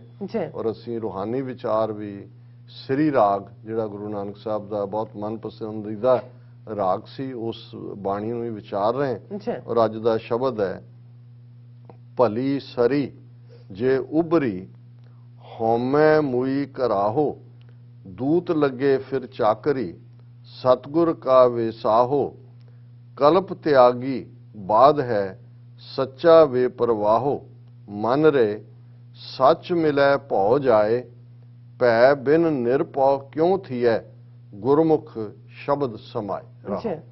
ਜਿਵੇਂ ਰਹਾਉ ਦੀ ਤੁਕ ਸੈਂਟਰਲ ਆਈਡੀਆ ਹੁੰਦਾ ਹੈ, ਗੁਰੂ ਨਾਨਕ ਸਾਹਿਬ ਫਰਮਾਉਂਦੇ ਨੇ ਹੇ ਮੇਰੇ ਮਨ ਉਸ ਅਲਟੀਮੇਟ ਟਰੂਥ, ਉਹ ਅਲਟੀਮੇਟ ਸੱਚ ਰੱਬ ਨੂੰ ਮਿਲ, ਮਨ ਰੇ ਸੱਚ ਮਿਲੇ। ਜਦੋਂ ਉਹ ਰੱਬ ਮਿਲ ਪੈਂਦਾ ਅਲਟੀਮੇਟ ਟਰੂਥ ਜਿਹੜਾ ਭਉ ਜਾਏ, ਅੰਦਰੋਂ ਫਿਰ ਹਰ ਕਿਸਮ ਦਾ ਡਰ ਖਤਮ ਹੋ ਜਾਂਦਾ ਹੈ। ਭੈ ਬਿਨ ਨਿਰਭਉ ਕਿਉਂ ਥੀਏ, ਜਦੋਂ ਤੱਕ ਤੁਸੀਂ ਭੈ ਦੇ ਵਿੱਚ ਰਹਿੰਦੇ ਹੋ ਉਦੋਂ ਤੱਕ ਤੁਸੀਂ ਉਸ ਨਿਰਭਉ, ਕਿਉਂਕਿ ਜਦੋਂ ਰੱਬ ਦੇ ਕਰੈਕਟਰਿਸਟਿਕ ਬਿਆਨੇ ਨੇ ਤੇ ਨਿਰਵੈਰ ਤੋਂ ਪਹਿਲਾਂ ਨਿਰਭਉ ਹੈ ਕਿ ਉਹਦਾ ਕਿਸੇ ਨਾਲ ਵੈਰ ਨਹੀਂ ਹੈ। ਪਰ ਨਿਰਵੈਰ ਟਰੂਲੀ ਉਹੀ ਹੋ ਸਕਦਾ ਜਿਹੜਾ ਪਹਿਲਾਂ ਕਿਸੇ ਦੇ ਡਰ ਚ ਨਾ ਹੋਏ। ਸੋ ਗੁਰੂ ਸਾਹਿਬ ਫਰਮਾਉਂਦੇ ਨੇ ਕਿ ਭਾਈ ਤੂੰ ਉਸ ਨਿਰਭਉ ਦੇ ਨਾਲ ਤਾਂ ਹੀ ਜੁੜ ਸਕਦਾ ਹੈ ਪਹਿਲਾਂ ਆਪਣੇ ਅੰਦਰ ਦਾ ਭੈ ਖਤਮ ਕਰ, ਫਿਰ ਭੈ ਬਿਨ ਨਿਰਭਉ ਕਿਉਂ ਥੀਐ, ਗੁਰਮੁਖ ਸ਼ਬਦ ਸਮਾਏ। ਅੱਛਾ ਕਿ ਗੁਰੂ ਵੱਲ ਮੂੰਹ ਕਰਕੇ ਜਿਹੜੇ ਤੁਰਦੇ ਨੇ, ਗੁਰੂ ਦੇ ਸ਼ਬਦ ਦੇ ਉੱਤੇ ਇਤਕਾਦ ਕਰਕੇ ਰੱਬ ਦੀ ਇਬਾਦਤ ਦੇ ਵਿੱਚ ਜੁੜ ਜਾਂਦੇ ਨੇ, ਉਹਨਾਂ ਦੇ ਅੰਦਰਲਾ ਭੈ ਖਤਮ ਹੋ ਜਾਂਦਾ ਹੈ। ਉਹ ਨਿਰਭਉ ਦੇ ਨਾਲ ਰੱਬ ਦੇ ਨਾਲ ਮਿਲ ਜਾਂਦੇ ਨੇ। ਉਸ ਸੱਚ ਨੂੰ ਜਦੋਂ ਮਿਲ ਜਾਂਦੇ ਨੇ ਤੇ ਉਹਨਾਂ ਅੰਦਰਲਾ ਭਉ ਖਤਮ ਹੋ ਜਾਂਦਾ ਹੈ। ਔਰ ਇਹੀ ਸ਼ੁਰੂਆਤ ਸੀ, ਭਲੀ ਸਰੀ ਜੇ ਉਭਰੀ ਹਉਮੈ ਮੂਈ ਕਰਾਓ। ਕਿ ਜਿਉਂ ਹੀ ਅੰਦਰੋਂ ਉਸ ਰੱਬ ਦੇ ਨਾਲ ਸਾਂਝ ਬਣੀ, ਮੈਂ ਖੂਬਸੂਰਤ ਹੋ ਕੇ ਉਭਰੀ, ਮੇਰਾ ਉਭਾਰ ਹੋਇਆ, ਔਰ ਹਉਮੈ ਮੂਈ ਕਰਾਓ। ਮੇਰੇ ਅੰਦਰ ਜਿਹੜੀ ਹਉਮੈ ਸੀ, ਈਗੋ ਸੀ, ਉਹ ਖਤਮ ਹੋ ਗਈ, ਉਹ ਉਸ ਸੱਚ ਦੇ ਥੱਲੇ ਦਬ ਗਈ। ਅੱਛਾ ਦੂਤ ਲੱਗੇ ਫਿਰ ਚਾਕਰੀ। ਫਿਰ ਉਹੀ ਵਿਕਾਰ ਜਿਹੜੇ ਮੇਰੇ ਮਨ ਨੂੰ ਭਰਮਾ ਕੇ ਮੈਨੂੰ ਗਲਤ ਪਾਸੇ ਲਾਉਂਦੇ ਸੀ, ਜਦੋਂ ਮੈਂ ਰੱਬ ਦੇ ਨਾਲ ਮੇਰੀ ਰੂਹ ਜੁੜ ਗਈ, ਉਹੀ ਦੂਤ, ਉਹੀ ਕਾਮ ਕ੍ਰੋਧ ਲੋਭ ਮੋਹ ਹੰਕਾਰ ਫਿਰ ਚਾਕਰ ਬਣ ਗਏ, ਨੌਕਰ ਬਣ ਗਏ। ਸਤਿਗੁਰ ਕਾ ਵਿਸਾਹੋ, ਕਿਉਂਕਿ ਗੁਰੂ ਦੇ ਉੱਤੇ ਭਰੋਸਾ, ਅਕਾਲ ਪੁਰਖ ਦੇ ਉੱਤੇ ਫੇਥ ਬਣਿਆ। ਅੱਛਾ ਕਲਪ ਤਿਆਗੀ ਬਾਦ ਹੈ ਸੱਚਾ ਵਿਪ। ਕਲਪ ਹੈ ਕਲਪਨਾ। ਫਿਰ ਜਿਹੜੀਆਂ ਇਮੈਜੀਨੇਸ਼ਨਸ ਨੇ, ਜਾਂ ਅਸੀਂ ਵੈਸੇ ਵੀ ਪੰਜਾਬੀ 'ਚ ਕਹਿੰਦੇ ਵੀ ਨਾ ਕਲਪ, ਕਿ ਬਿਲਕੁਲ ਉਹ ਫਿਕਰ ਸਾਰੇ ਖਤਮ ਹੋ ਗਏ, ਔਰ ਇਹ ਜਿਹੜੇ ਵਾਦ ਵਿਵਾਦ ਵੀ ਖਤਮ ਹੋ ਗਏ, ਕਿਉਂਕਿ ਮੈਂ ਬੇਪਰਵਾਹ ਉਸ ਵਾਹਿਗੁਰੂ ਦੇ ਲੜ ਲੱਗ ਗਿਆ। ਔਰ ਇਹ ਰਹਾਉ ਦੀ ਤੁਕ ਅਸੀਂ ਵਿਚਾਰ ਲਈ ਹੈ। ਅੱਛਾ ਕੀਤਾ ਆਖਣ ਆਖੀਐ, ਆਖਣ ਤੋਟ ਨਾ ਹੋਏ, ਮੰਗਣ ਵਾਲੇ ਕੇਤੜੇ, ਦਾਤਾ ਏਕੋ ਸੋਏ, ਜਿਸਕੇ ਜੀ ਪ੍ਰਾਣ ਹੈ, ਮਨ ਵਸੀਐ ਸੁਖ ਹੋਏ। ਕਿ ਉਸ ਵਾਹਿਗੁਰੂ ਦੀ ਸਿਫਤ ਸਲਾਹ ਕਰਨ ਵਾਲੇ ਕਿੰਨੇ ਹੀ ਨੇ। ਕੀਤਾ ਆਖਣ ਆਖੀਏ, ਆਖਣ ਤੋਟ ਨਾ ਹੋਏ। ਜਿੰਨਾ ਮਰਜ਼ੀ ਜੇ ਸਭ ਮਿਲ ਕੇ ਆਖਣ ਪਾਏ, ਵੱਡਾ ਨਾ ਹੋਵੇ ਘਾਟ ਨਾ ਜਾਏ। ਕਿ ਉਸ ਵਾਹਿਗੁਰੂ ਨੂੰ ਫਰਕ ਨਹੀਂ ਪੈਂਦਾ ਕਿ ਕਿੰਨੇ ਉਹਨੂੰ ਮਾੜਾ ਕਹਿੰਦੇ ਨੇ, ਕਿੰਨੇ ਉਹਨੂੰ ਚੰਗਾ ਕਹਿੰਦੇ ਨੇ। ਉਹ ਹੈ ਜੋ ਹੈ, ਉਹਦੇ ਸਾਹਮਣੇ ਕੋਈ ਮਾਨੇ ਨਹੀਂ ਰੱਖਦਾ। ਕੀਤਾ ਆਖਣ ਆਖੀਏ, ਆਖਣ ਤੋਟ ਨਾ ਹੋਏ। ਜੋ ਮਰਜ਼ੀ ਤੁਸੀਂ ਆਖੋ ਉਸ ਨੂੰ, ਉਹਦੇ 'ਚ ਕਮੀ ਨਹੀਂ ਹੁੰਦੀ। ਮੰਗਣ ਵਾਲੇ ਕੇਤੜੇ, ਦਾਤਾ ਇੱਕੋ ਸੋਏ। ਸਾਰੇ ਹੀ ਮੰਗਤੇ ਹੀ ਨੇ, ਮੰਗ ਰਹੇ ਨੇ, ਹੋਰ ਦੁਆ ਕਾਹਦੀ ਕਰਦੇ ਨੇ ਰੱਬ ਤੋਂ। ਪਿਆਰ ਰੱਬ ਦਾ ਮੰਗਣ ਵਾਲੇ ਤਾਂ ਬਹੁਤ ਥੋੜੇ ਨੇ। ਅਸੀਂ ਤਾਂ ਦੁਨਿਆਵੀ ਚੀਜ਼ਾਂ ਹੀ ਮੰਗਦੇ ਆ, ਜੋ ਸਾਨੂੰ ਨਜ਼ਰ ਆ ਰਿਹਾ ਹੁੰਦਾ ਵੀ ਇਹਦੇ 'ਚੋਂ ਸੁੱਖ ਨਿਕਲੇਗਾ। ਜਿਸਕੇ ਜੀ ਪ੍ਰਾਣ ਹੈ, ਮਨ ਵਸਿਆ ਸੁਖ ਹੋਏ। ਤੇ ਗੁਰੂ ਸਾਹਿਬ ਫਰਮਾਉਂਦੇ ਨੇ ਕਿ ਭਾਈ ਮੰਗੋ ਇਹ ਕਿ ਤੂੰ ਮੇਰੇ ਮਨ ਦੇ ਵਿੱਚ ਵਸ।